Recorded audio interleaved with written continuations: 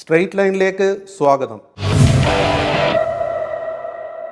എന്നെ സംബന്ധിച്ചിടത്തോളം അഭിനയിപ്പിച്ച് കൊതി തീരാത്ത ഒരു നടനാണ് മോഹൻലാൽ. എൻ്റെ ആദ്യത്തെ സിനിമയിൽ മോഹൻലാലുണ്ട്. കുറുക്കൻ്റെ കല്യാണത്തിൽ മോഹൻലാലിൻ്റെ ഒരു സിഗ്നേച്ചറുണ്ട്. അത് വലിയൊരു ദൈവത്തിൻ്റെ നിയോഗം എന്നാണ് എനിക്ക് തോന്നിയിട്ടുള്ളത്. ടി.പി. ബാലഗോപാലൻ എമ്മയാണ് എൻ്റെ സിനിമാ ജീവിതത്തിലെ ഒരു ആദ്യത്തെ ഒരു മൈൽ സ്റ്റോൺ എന്ന് പറയും. ട്രാൻസ്ജെൻഡർ ആയിരുന്നു. അല്ല, അതിൻ്റെ ഈ ഫഫ എന്ന് പറയുമ്പോൾ ഒരു ക്യൂരിയോസിറ്റിയോടെ വളർത്തുന്നുണ്ട്. ഇതിൽ ഫഹദ് ഫാസിലാണോ? ഫഹദ് ഫാസിൽ ഇതിലൊന്നുമില്ല. ഇല്ല. ഈ സിനിമയുടെ ടൈറ്റിൽ എഴുതിയത് മോഹൻലാലാണ്. അതെ. ടൈറ്റിൽ ഇട്ടത് മോഹൻലാൽ. അതെ. ഹ്യൂമറിലൂടെ ഒരു സീരിയസ് വിഷയം പറയുന്നതാണ് എപ്പോഴും പ്രേക്ഷകൻ്റെ മനസ്സിലേക്ക് എത്തുക. ഒരു സീരിയസ് ആയിട്ടുള്ള സബ്ജക്റ്റ് സീരിയസ് ആയിട്ട് പറഞ്ഞാൽ അത് എത്തും, പക്ഷെ അതിന് ഒരു ലിമിറ്റ് ഉണ്ടാവും. എനിക്കൊന്ന് ചാർജ് ചെയ്യാനാണ്. ഞാൻ ചാർജ് ചെയ്യാൻ ശ്രേണി എന്ന പ്ലഗിൽ കുത്തി വയ്ക്കണം.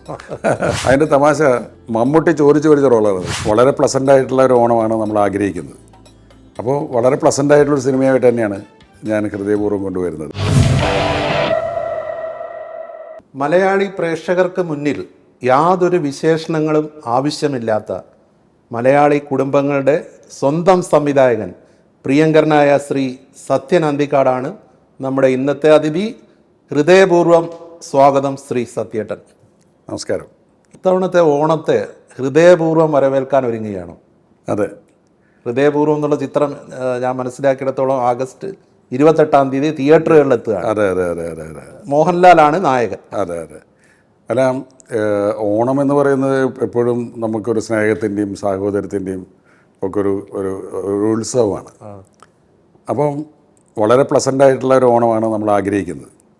അപ്പോൾ വളരെ പ്ലസൻ്റ് ആയിട്ടുള്ളൊരു സിനിമയായിട്ട് തന്നെയാണ് ഞാൻ ഹൃദയപൂർവ്വം കൊണ്ടുവരുന്നത്. കാരണം തിയേറ്ററിൽ ചെന്നിരുന്ന് ഒരുപാട് ടെൻഷൻ അടിക്കുക, അതല്ലെങ്കിൽ അതിൻ്റെ വലിയ ആങ്സൈറ്റി ഉണ്ടാക്കുക, അങ്ങനെയുള്ള കാര്യങ്ങളൊന്നും ഇല്ലാതെ എൻ്റെ സിനിമയുടെ ഒരു പാറ്റേൺ വെച്ചിട്ട്, പ്രത്യേകിച്ച് അത് മോഹൻലാലും കൂടി വരുമ്പോൾ ആ സിനിമയ്ക്ക് ഉണ്ടാകുന്ന ഒരു ചാരുത, അതിന് തന്നെയാണ് ഫോക്കസ് ചെയ്തിരിക്കുന്നത്. അപ്പോൾ അതുകൊണ്ടാണ് ഈ ഫെസ്റ്റിവൽ സീസണിൽ റിലീസ് ചെയ്യാൻ ഉദ്ദേശിച്ചത്. കാര്യം ഞാൻ ആലോചിക്കുന്നുള്ളത്, ഞാനും എൻ്റെ കുടുംബവും ഒരു സിനിമ കാണാൻ പോയാൽ ആ സിനിമയിൽ നിന്ന് എന്താണ് നമ്മൾ ആഗ്രഹിക്കുന്നത്, അതാണ് ഞാൻ പ്രേക്ഷകർക്ക് മുന്നിലേക്ക് കൊടുക്കുന്നത്. ഹൃദയപൂർവ്വം അങ്ങനെ തന്നെ. ഈ സിനിമ എന്ന് പറയുന്നത് മോഹൻലാലും ഒത്ത് ചെയ്യുന്ന 20ാമത്തെ ചിത്രമാണ്. അതെ. ടി.പി. ബാലഗോപാലനിൽ നിന്ന് ഈ ഹൃദയപൂർവ്വത്തിലെ പ്രധാന കഥാപാത്രമായ മോഹൻലാൽ അവതരിപ്പിക്കുന്ന സന്ദീപ് ബാലകൃഷ്ണനിലേക്ക് എത്തുമ്പോൾ എന്ത് മാറ്റമാണ് ആ നടനിലുണ്ടായത്? വാസ്തവത്തിൽ ടി.പി. ബാലഗോപാലനിൽ നിന്ന് അല്ല, എൻ്റെ ആദ്യത്തെ സിനിമയിൽ മോഹൻലാലുണ്ട്. കുറുക്കൻ്റെ കല്യാണത്തിൽ മോഹൻലാലിൻ്റെ ഒരു സിഗ്നേച്ചറുണ്ട്. അത് വലിയൊരു ദൈവത്തിൻ്റെ നിയോഗം എന്നാണ് എനിക്ക് തോന്നിയിട്ടുള്ളത്. കാരണം പിന്നീട് വലിയൊരു കൂട്ടുകെട്ടായി മാറേണ്ടതുള്ളത് കൊണ്ട് ഞാൻ സംവിധാനം തുടങ്ങുമ്പോൾ അതിൽ തന്നെ പുള്ളിക്ക് മുഖം കാണിക്കേണ്ടതുണ്ട് എന്ന് ആരോ നിശ്ചയിച്ചിരിക്കണം. കാരണം അത് പലർക്കും അറിഞ്ഞൂടാ. സംഭവിച്ചു. അത് കുറുക്കൻ്റെ കല്യാണം എൻ്റെ ആദ്യത്തെ സിനിമയാണ്. അപ്പോൾ ഡോക്ടർ ബാലകൃഷ്ണൻ 1982 ഡോക്ടർ ബാലകൃഷ്ണനാണ് അതിൻ്റെ തിരക്കഥാകൃത്ത്, ഗുരുസ്ഥാനിയൻ. അപ്പോൾ അതിൻ്റെ കഥയൊക്കെ തീരുമാനിച്ച് നമ്മൾ ഷൂട്ടിംഗ് സ്റ്റാർട്ട് ചെയ്തു. സത്യ സ്റ്റുഡിയോയിൽ ഒരു സെറ്റ് കിട്ടിയിട്ടാണ്. സുകുമാരനാണ് നായകൻ. അപ്പോൾ തിരക്കഥ വികസിച്ചു കൊണ്ടിരിക്കുന്നതിനിടയിൽ സുകുമാരൻ്റെ ക്യാരക്ടർ ശിവസുബ്രഹ്മണ്യ ഹരിരാമചന്ദ്രൻ എന്ന് പറയുന്ന ഒരു പാവത്തനാണ്. അപ്പോൾ അയാൾക്ക് മാധവിയോട് അയാളുടെ പ്രണയം പറയാനുള്ള ധൈര്യമില്ല. അപ്പോൾ അതിനൊരു ചെറുപ്പക്കാരൻ ഇയാളെ പ്രേരിപ്പിക്കണം. അതിനൊരു കഥാപാത്രമാണ്. അപ്പോൾ അങ്ങനത്തെ ഒരു ക്യാരക്ടർ ആ സിനിമയിലില്ല. ജഗദീഷ് ശ്രീകുമാറൊക്കെ ഉണ്ടെങ്കിലും ബഹദൂറൊക്കെ ഉണ്ടെങ്കിലും പുറമെ നിന്ന് വരുന്ന ഒരാൾ ഇയാൾക്കൊരു ഒന്ന് പുഷ് ചെയ്യണം. അപ്പോൾ ഞങ്ങൾ ആദ്യം ആലോചിച്ചത് ബഹദൂറിൻ്റെ മകൾ നിത്യ, അവളെ കല്യാണം കഴിക്കാൻ വരുന്നൊരു പയ്യൻ, അവനൊരു ക്യാരക്ടറാക്കി മാറ്റിയാൽ ആ ഒരു സീൻ, ഒറ്റ സീനേ വേണ്ടു, ഒരു സീൻ സുകുമാരനും ആ ക്യാരക്ടറായിട്ടുള്ളൊരു സീൻ ഉണ്ടായാൽ നമുക്കത് ഗുണം ചെയ്യും എന്ന് ചോദിച്ചിട്ട് ആ ക്യാരക്ടർ ചെയ്യാൻ ആരെ കോണ്ടാക്ട് ചെയ്യാൻ നോക്കുമ്പോൾ അന്ന് മഞ്ഞിൽ വിരിഞ്ഞ മുകളിലൂടെ ശ്രദ്ധിക്കപ്പെട്ടു തുടങ്ങിയ യുവ നടനാണ് മോഹൻലാൽ. അപ്പോൾ ഞാൻ ചോദിച്ചു, മോഹൻലാൽ എന്ന് പറയുന്ന ഒരു ആൾക്കാർ ശ്രദ്ധിക്കപ്പെട്ടു തുടങ്ങിയ നടനാണ്, ഒരു സംവിധായകൻ്റെ ആദ്യത്തെ സിനിമയാണ്, അയാൾ വരുമോ എന്ന് നമുക്കറിയില്ല. പക്ഷേ അയാൾ വന്നപ്പോൾ ലീഡ് സീൻ ആദ്യം എടുത്തു. ഏത് ഈ നിത്യയെ കല്യാണം കഴിച്ച് ഈ വീട്ടിലുള്ള കഥാപാത്രമാണെന്ന് തോന്നിപ്പിക്കുന്ന ഒരു കുഞ്ഞ് സീൻ ആദ്യം എടുത്തു. അടുത്ത ഷെഡ്യൂളിലാണ് മെയിൻ സീൻ എടുക്കേണ്ടത്. ആ സമയത്ത് ഡോക്ടർ സ്ക്രിപ്റ്റ് എഴുതി വന്നപ്പോൾ അങ്ങനെ ഒരു സീനിൻ്റെ അത്യാവശ്യമില്ല. അപ്പോൾ അത് കാരണം എടുക്കാൻ വിചാരിച്ച മെയിൻ സീൻ എടുത്തില്ല. അപ്പോൾ മോഹൻലാൽ ഒരു ചെറിയ റോളിൽ കുറുക്കൻ്റെ കല്യാണത്തിൽ വരേണ്ടി വന്നു. അപ്പോൾ അത് ഞാൻ വിചാരിക്കുന്നത് ഒരു നിമിത്തമാണെന്നാണ്. പിന്നീട് ആ രംഗത്ത് വരുന്നുണ്ട്. ഉണ്ട് ആദ്യത്തെ ആ സീക്വൻസിൽ അതിന് പ്രത്യേകിച്ച് ഫോക്കസ് ഒന്നും കൊടുത്തിട്ടില്ല. കാരണം ഒരു ചെറിയ കഥാപാത്രമല്ലേ. മെയിൻ സീൻ എടുക്കാൻ പോകുന്നതല്ലേ ഉള്ളൂ. വലിയൊരു കൂട്ടുകെട്ടിന്റെ തുടക്കം അന്നേ തുടങ്ങി. അതെ. എന്റെ ചോദ്യത്തിലേക്ക് വന്നാൽ ടി പി ബാലഗോപാലനല്ല കുറുക്കന്റെ കല്യാണം തൊട്ട് സന്ദീപ് ബാലകൃഷ്ണനിലേക്ക് വരുമ്പോൾ സന്ദീപ് ബാലകൃഷ്ണൻ ഞാൻ അതിനു മുമ്പ് പുള്ളി ചെയ്ത ഞാൻ മോഹൻലാലിനെ നോട്ട് ചെയ്തത് അപ്പുണ്ണി എന്നുള്ള സിനിമ വീക്കെൻഡ് സ്ക്രിപ്റ്റ്. അപ്പോൾ അപ്പുണ്ണിയുടെ സിനിമയിൽ മേനോൻ മാഷ് എന്നുള്ള ക്യാരക്ടറാണ് ചെയ്യേണ്ടത്. അപ്പുണ്ണി നെടുമുടി വേണമാണ്. അപ്പുണ്ണി നെടുമുടി വേണു, പിന്നെ ഭരഗോപി അയ്യപ്പൻ നായർ. അപ്പോൾ അന്ന് വില്ലനൊക്കെയാണ് കൂടുതൽ മോഹൻലാൽ ചെയ്യുന്നത്. അപ്പോൾ മോഹൻലാൽ വരികയും അതിൽ മേനോൻ മാഷായിട്ട് അഭിനയിക്കും. അപ്പോൾ ഞാൻ മേനോൻ മാഷിൻ്റെ മാനറിസംസ് അയാളുടെ കഥാപാത്രത്തിൻ്റെ ചില ഇത് എങ്ങനെ വേണമെന്നൊക്കെ പറഞ്ഞു കൊടുത്തു. ഞാൻ പറഞ്ഞു മാന്യമായ പെരുമാറ്റം, നല്ല നീറ്റായിട്ട് നടക്കുക. കാര്യം അപ്പുണ്ണിക്ക് ഇല്ലാത്ത ഒരുപാട് ഗുണങ്ങളുള്ള ഒരാളാണ്. ഈ അമ്മു എന്ന് പറയുന്ന മേനയുടെ കഥാപാത്രത്തിന് ആകർഷണം തോന്നണം. അപ്പോൾ ഇയാൾ ഇങ്ങനെയൊക്കെയാണെന്ന് പറഞ്ഞു കൊടുത്തിട്ട് ഞാൻ പിന്നെ അന്ന് അങ്ങനെ ഷൂട്ട് ചെയ്യും. അന്നൊക്കെ ഒരു 15-20 ദിവസം കൊണ്ടൊക്കെ ഒരു പടം തീരും. അപ്പോൾ നമ്മൾ ഇപ്പോഴത്തെ പോലെ വളരെ കീനായിട്ട് വാച്ച് ചെയ്തിട്ടല്ല. ഷൂട്ടിംഗ് വളരെ ഭംഗിയായിട്ട് തീർന്നിട്ട് ഡബ്ബിങ് സമയത്ത് തിയേറ്ററിൽ ഞാൻ ബിഗ് സ്ക്രീനിൽ കാണുമ്പോഴാണ് ഈ മോഹൻലാൽ എന്ന് പറയുന്ന നടൻ്റെ ഒരു ടാലൻറ്റ് ഞാൻ മനസ്സിലാക്കുന്നത്. ഓരോ മൊമെൻറ്റുകളിലും പുള്ളി അഭിനയിച്ചുകൊണ്ടിരിക്കുന്നു. അതുപോലെ അന്ന് വരെ മോഹൻലാൽ അവതരിപ്പിച്ചതിൻ്റെ തികച്ചും വ്യത്യസ്തമായ ഒരു ക്യാരക്ടർ. അപ്പോഴാണ് ലാലിൻ്റെ ടാലൻറ്റ് നമ്മൾ. അതിനുശേഷം ഞാൻ ചെയ്ത എല്ലാ സിനിമകളിലും മോഹൻലാലിനെ വെച്ചുകൊണ്ടാണ്. അത് നമുക്ക് T P Balagopalan mile stone ആയതുകൊണ്ടാണ് രാജേഷ് അത് ചോദിച്ചത്. അതിന് മുമ്പ് പ്രിയപ്പെട്ട പപ്പൻ റഹ്മാനാണ്. റഹ്മാനാണ് പപ്പൻ. പിന്നെ അധ്യായം 1 മുതൽ രേവതിക്കൊരു ബാബുക്കുട്ടി, ഇതിലൊക്കെ പുള്ളിയുണ്ട്. പക്ഷേ ടി പി ബാലഗോപാലൻ എമ്മയാണ് എൻ്റെ സിനിമാ ജീവിതത്തിലെ ആദ്യത്തെ ഒരു മൈൽ സ്റ്റോൺ എന്ന് പറയും. അത് ഞാനും ശ്രീനിവാസനും മോഹൻലാലും വിപിൻ മോഹൻ ക്യാമറമാനും ഒന്നിച്ച ആദ്യത്തെ പടമാണ്. അപ്പം ഞങ്ങൾ നമ്മൾ തന്നെ നമ്മുടെ രീതി എന്താണെന്ന് തിരിച്ചറിയുന്നൊരു സമയം ഉണ്ടാവുമല്ലോ. അത് ബാലഗോപാലനിൽ നിന്നാണ് ഞാൻ മനസ്സിലായത്. എൻ്റെ സിനിമയുടെ റൂട്ട് എന്താണ്. എനിക്ക് തോന്നുന്നത് ആ സിനിമയോടുകൂടി അന്നത്തെ ഒരു യുവത അവരുടെ ഹൃദയത്തിൽ മോഹൻലാലിനെ ഏറ്റെടുക്കുകയായിരുന്നു. പിന്നീട് മോഹൻലാലിനെ ഏറ്റവും കൂടുതൽ ജനപ്രിയനാക്കി മാറ്റിയ ഒന്നിലേറെ സിനിമകൾ നിങ്ങൾ 3 പേരും ചേർന്നുള്ള കൂട്ടുകെട്ടിലൂടെയും വന്നു. അന്നേരം അവിടെ നിന്നൊക്കെ നമ്മൾ ഈ സന്ദീപ് ബാലകൃഷ്ണനിലേക്ക് വരുമ്പോൾ എന്താണ് വ്യത്യസ്തത? അതാണ് അതിൻ്റെ അത്ഭുതം എന്ന് പറഞ്ഞാൽ അന്ന് മോഹൻലാലിൽ നിന്ന് കണ്ട ആ പ്രത്യേകതകളിൽ നിന്ന് ഒരു മാറ്റവും ഇല്ലാത്ത സിൻസിയറായിട്ടുള്ളൊരു അപ്രോച്ച് തന്നെയാണ് ഇപ്പോഴും. എനിക്ക് ശരിക്കും പറഞ്ഞാൽ ടി പി ബാലഗോപാലനും അല്ലെങ്കിൽ സന്മനസ്സുള്ള സമാധാനം ചെയ്യുന്ന സമയത്തുള്ള മോഹൻലാൽ തന്നെയാണ്. കാരണം ലാലിന് പ്രത്യേകിച്ച് അതിൽ അഭിനയം കൂടുതൽ പഠിക്കുകയോ അല്ലെങ്കിൽ അങ്ങനെ ഒന്നും ചെയ്തിട്ടില്ല. പക്ഷേ ഈ ക്യാമറയുടെ മുന്നിൽ ഏറ്റവും നന്നായി ബിഹേവ് ചെയ്യുന്നൊരു ആക്ടറാണ് മോഹൻലാൽ. നമുക്ക് മോഹൻലാൽ അഭിനയിക്കുന്നത് കാണുമ്പോൾ നമുക്ക് തോന്നും ലോകത്തിലെ ഏറ്റവും എളുപ്പമായ ജോലി അഭിനയമാണെന്ന്. ഇത് ആർക്കും ചെയ്യാവുന്നതല്ലേ എന്ന് നമുക്ക് തോന്നിപ്പോവും. അങ്ങനെ ഒരു മാജിക് ഉണ്ട് പുള്ളിക്ക്. അത് പുള്ളി ബോധപൂർവം ചെയ്യുന്നതല്ല. എനിക്ക് തോന്നുന്നത് അഭിനയിക്കുമ്പോൾ അദ്ദേഹത്തിന് ഒരു ദൈവികമായൊരു അത് വരുന്നുണ്ട് ആ ഒരു പരിവേഷത്തിലൂടെ. അല്ലേ? ഞാൻ അടുത്ത കാലത്തൊരു ലേഖനത്തിൽ പുള്ളിയെ പറ്റി അത് എഴുതിയിരുന്നു. ഫാസിലൊരിക്കൽ പറഞ്ഞിരുന്നു, മണിച്ചിത്രത്താഴ് ഷൂട്ട് ചെയ്യുമ്പോൾ ഒരു സീനിൽ ലെങ്തി ഡയലോഗ് പറയണം. ഒന്നുകിൽ നകുലൻ അല്ലെങ്കിൽ കേൾക്കുക, രണ്ടെല്ലാം ഒരാൾ പോയേ പറ്റും എന്നൊക്കെ പറയുന്നത്. അപ്പോൾ ഒരു നെയ്ക്കഡ് ഡേയിൽ ക്യാമറയുടെ പുറകിൽ നിൽക്കുമ്പോൾ ലാല് ഇടയിൽ ഒരുപാട് ഗ്യാപ്പ് ഇടുന്ന പോലെ പുള്ളിക്ക് തോന്നി. ഷോട്ട് കഴിഞ്ഞ ഉടനെ ഫാസിൽ മോഹൻലാലിനോട് ചെന്ന് പറഞ്ഞു, നമുക്ക് ഒന്നുകൂടി എടുക്കാം, എന്തായിരുന്നു മിസ്റ്റേക്ക് എന്ന് ചോദിച്ചു പുള്ളി. അപ്പോൾ പറഞ്ഞു, ഇടയിലിടയിൽ ഒരുപാട് വലിഞ്ഞു പോകുന്ന പോലെ എനിക്കൊരു ഫീല്. ലാൽ പറഞ്ഞു, എടുക്കാം, എനിക്ക് അറിഞ്ഞൂടാ. പാച്ചിക്ക് ആക്ഷൻ പറഞ്ഞാൽ എനിക്ക് ഓർമ്മയുള്ളൂ, പിന്നെ കട്ട് പറഞ്ഞപ്പോൾ ഞാൻ അതിൽ നിന്ന് മാറിയത്. അതിൻ്റെ ഇടയ്ക്ക് ചിലപ്പോൾ വലിഞ്ഞു പോയിട്ടുണ്ടാവാം. അപ്പോൾ ഫാസിൽ പറഞ്ഞ് വേണ്ടെന്ന് പറഞ്ഞു. കാരണം പാച്ചിക്ക് ആക്ഷൻ പറഞ്ഞാൽ എനിക്ക് ഓർമ്മയുള്ളൂ, പിന്നെ കട്ട് പറഞ്ഞപ്പോഴാണ് ഞാൻ അതിൽ നിന്ന് മാറിയത്. പിന്നെ മോഹൻലാൽ അല്ല ആ കഥാപാത്രം. അതിൽ പറയുന്ന മൂയോളയിൽ ഞാനത് അട്ട് കണ്ടപ്പോൾ ഓരോ മൊമെൻറ്റും പുള്ളി അഭിനയിക്കുകയായിരുന്നു എന്നാണ്. അതാണ് പുള്ളിയുടെ ഒരു വ്യത്യാസം. സംവിധായകൻ എന്നുള്ള നിലയിൽ മോഹൻലാലിലെ നടൻ എന്നും എനിക്ക് തോന്നുന്നു അദ്ദേഹത്തിന് ഒരിക്കലും അഭിനയത്തിനോടുള്ള ഒരു കൊതി അല്ലെങ്കിൽ ആ ഇഷ്ടം അതെന്നും വളരെ അതുപോലെ നിൽക്കുകയാണ്. അതാണ് അത്ഭുതകരമായൊരു സംഗതി. ഏത് ജോലിയും കുറേ കാലം ചെയ്തു കഴിഞ്ഞാൽ അതിൻ്റെ ഒരു അർജ മാറുക എന്നൊക്കെ പറയില്ലേ, നമുക്ക് അതിനോട്ടുള്ള പിന്നെ അതൊരു ജോലിയായി മാറുന്ന വിധത്തിൽ പക്ഷേ മോഹൻലാൽ അങ്ങനെയല്ല. ഇപ്പോൾ ഈ സന്ദീപ് ബാലകൃഷ്ണനായിട്ട് ഹൃദയപൂർവ്വത്തിൽ ചെയ്യുമ്പോഴും ഓരോ സീനിലും ഓരോ ഷോട്ടിലും പുള്ളി കാണിക്കുന്ന കൃത്യതയുണ്ട്. നമ്മൾ പോലും വിട്ടുപോകുന്ന ചില സംഭവങ്ങൾ ആ ഷോർട്ട് സമയത്ത് പുള്ളി ചെയ്യും. നമ്മളൊരു സീൻ പറഞ്ഞു കൊടുക്കുമ്പോൾ ആ സീനിൽ നമുക്ക് ക്യാമറ സ്റ്റാർട്ട് ചെയ്ത് കഴിയുമ്പോൾ കഥാപാത്രം സന്ദീപ് ബാലകൃഷ്ണനായിട്ട് മാറുകയാണ്. ഇത്രയും കൂടുതൽ ക്യാരക്ടേഴ്സ് ചെയ്തിട്ടും മോഹൻലാലിൽ നിന്ന് അതിനൊരു കുറവുണ്ടായിട്ടില്ല. അതായത് എനിക്ക് തോന്നുന്നത് പുള്ളി പണ്ട് പറയാറുള്ളത് ഫുട്ബോൾ കളി പോലെയാണ് അഭിനയം എന്നാണ്, കളിച്ച് പഠിക്കുന്നതാണ്. അങ്ങനെ കളിച്ച് പഠിച്ചായിരിക്കാം. പക്ഷേ എന്നെ സംബന്ധിച്ചിടത്തോളം അഭിനയിപ്പിച്ച് കൊതി തീരാത്ത ഒരു നടനാണ് മോഹൻലാൽ. മോഹൻലാൽ. ഈ സിനിമയുടെ ടൈറ്റിൽ എഴുതിയത് മോഹൻലാലാണ്. അതെ അതെ അതെ അതെ. ടൈറ്റിൽ ഇട്ടത് മോഹൻലാൽ. അതെ, അതൊക്കെ ചെറിയ ഒരു കുസൃതിയാണ്. കാരണം ഞാൻ ഈ പടം പ്ലാൻ ചെയ്തു, ആൻ്റണി പെരുമ്പാവൂരായിട്ട് സംസാരിച്ച് മോഹൻലാലിനെ വെച്ചെടുത്ത് സിനിമ പ്ലാൻ ചെയ്തു. അപ്പോൾ ഞാൻ ലാലിൻ്റെ അടുത്ത് നേരത്തെ മുൻകൂട്ടി കഥ പറയാറില്ല. അത് ലാലിന് എന്നോടുള്ളൊരു വിശ്വാസമാണ്.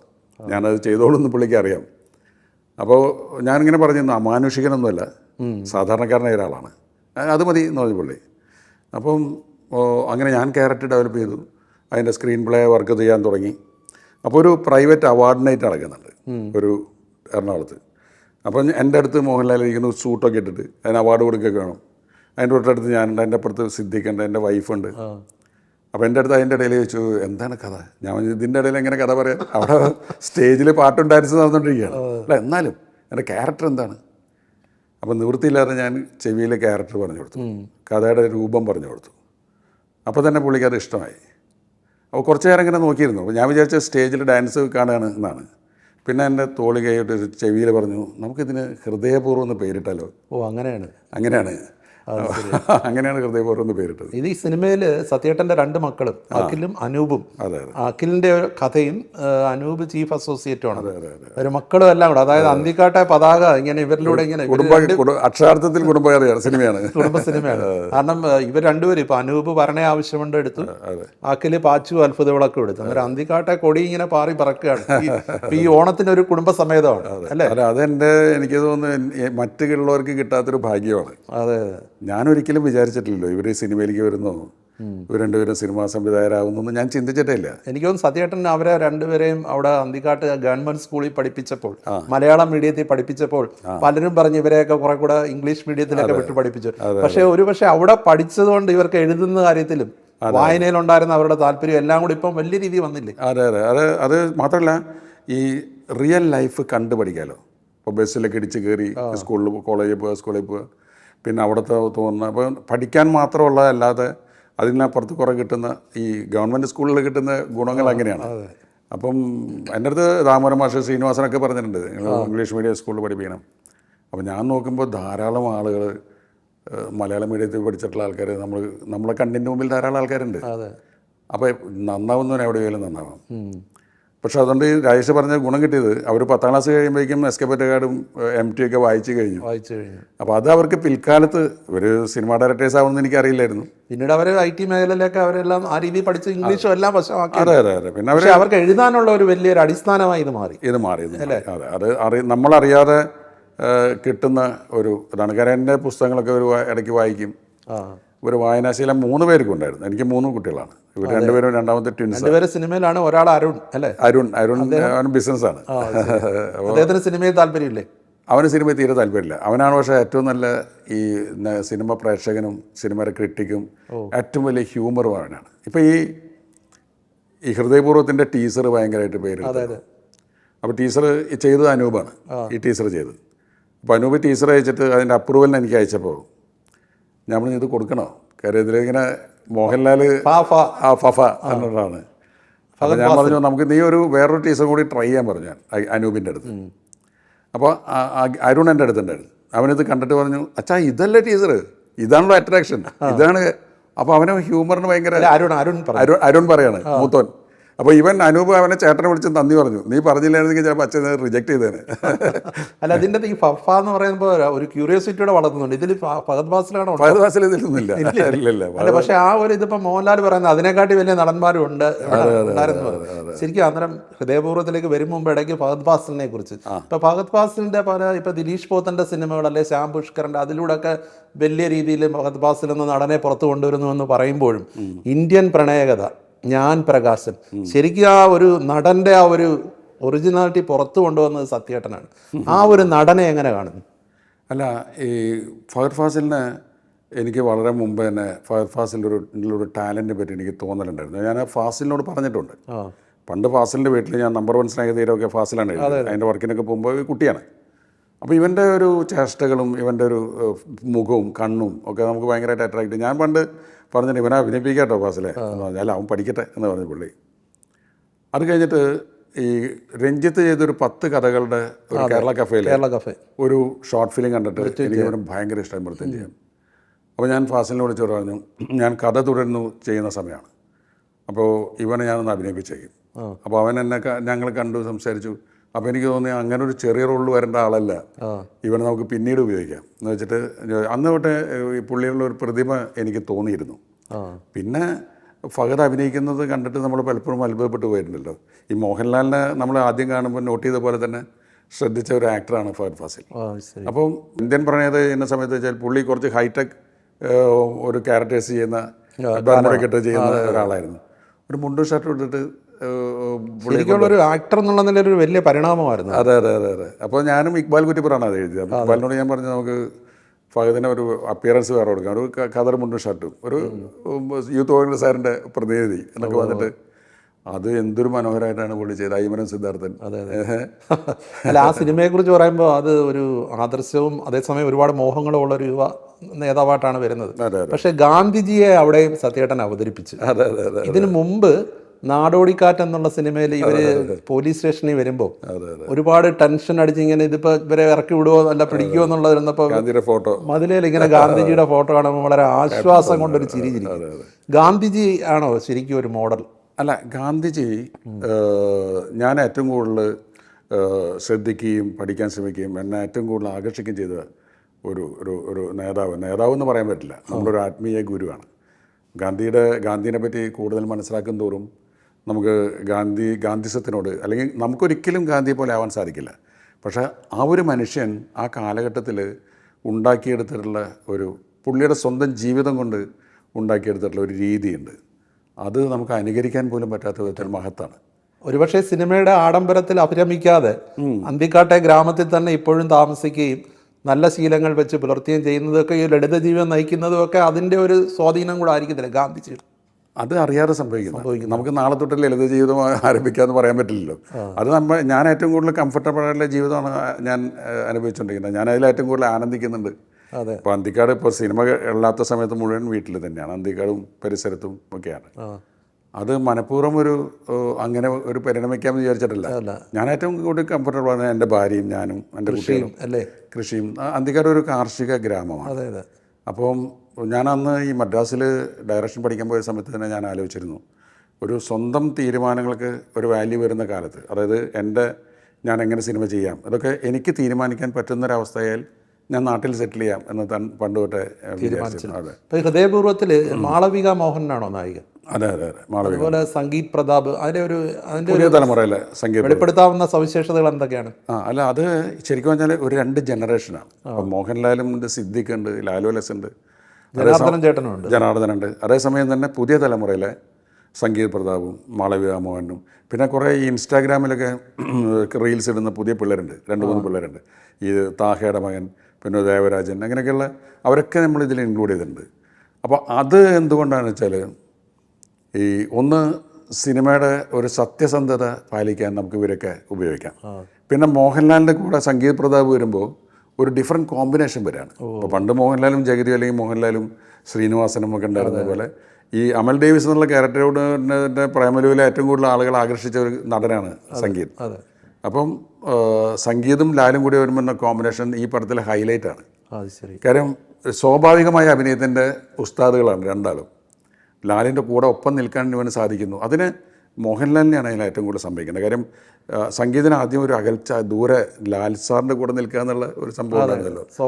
ആദ്യ ദിവസം തൊട്ട് ലാൽ അതങ്ങോട്ട് ക്ലോസ് ചെയ്ത് മാറ്റിയെടുത്തു. അതായത് മാളവിയോടും സംഗീതനോടും പുള്ളി പറഞ്ഞത് നിങ്ങളുടെ അച്ഛന്മാരെ കൂടെ ഞാൻ വർക്ക് ചെയ്തിട്ടുള്ളതാണ്.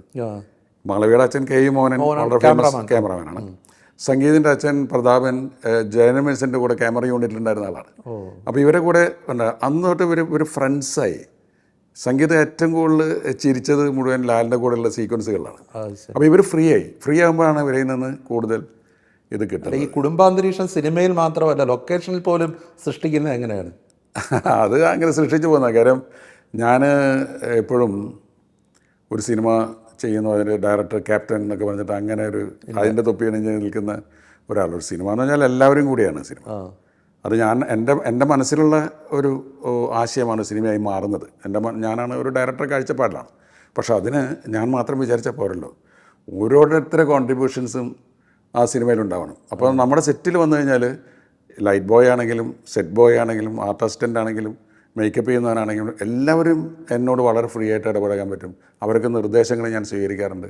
അങ്ങനെ ഒരു കുടുംബാന്തരീക്ഷം കുടുംബാന്തരീക്ഷം ആയി പോവാം എങ്കിലും അത് നമുക്ക് എൻജോയ് ചെയ്യാൻ പറ്റില്ല. ഇപ്പോൾ രാവിലെ ആയാൽ ഷൂട്ടിങ്ങിന് പോകാൻ നമുക്ക് തിരക്ക് തോന്നാണ്. അതൊരു ജോലിയല്ല. അത് ഒരു ഏറ്റെടുത്ത് കഴിഞ്ഞാൽ അതൊരു ജോലിയല്ലാതെ വന്നു. അതുകൊണ്ടാണ് ഞാൻ ഇന്ന് വരെ അതൊരു വലിപ്പമൊന്നുമല്ല കേട്ടോ, ഒരു സിനിമയുടെ എൻഡിൽ ഫിലിം ബൈ സത്യനന്ദിക്കാണെന്ന് ഞാൻ ഇതുവരെ വെച്ചിട്ടില്ല. കാരണം അതെൻ്റെ മാത്രമല്ല, എല്ലാവരും കൂടി ടീമിൻ്റെയാണ്. പക്ഷെ അത് വെക്കുന്നത് തെറ്റൊന്നുമല്ല. അനൂപും അഖിലൊക്കെ വെക്കാറുണ്ട്, അത് വേറെ കാര്യം. അത് വെക്കുന്നതുകൊണ്ട് ഒരു അപകടമില്ല, അവരുടെ തന്നെയാണല്ലോ. ഞാനത് ചെയ്യാറില്ല എന്ന് മാത്രമേ ഉള്ളൂ. ഇപ്പോൾ കുടുംബം, സ്നേഹം, നർമ്മം, ജയപരാജയങ്ങൾ, അവസാനം ഒരു വിജയം എന്നിങ്ങനെ ഒരു വിമർശനത്തോടെ ചിലർ സത്യേട്ടൻ്റെ സിനിമകളെ കാണാറുണ്ട്.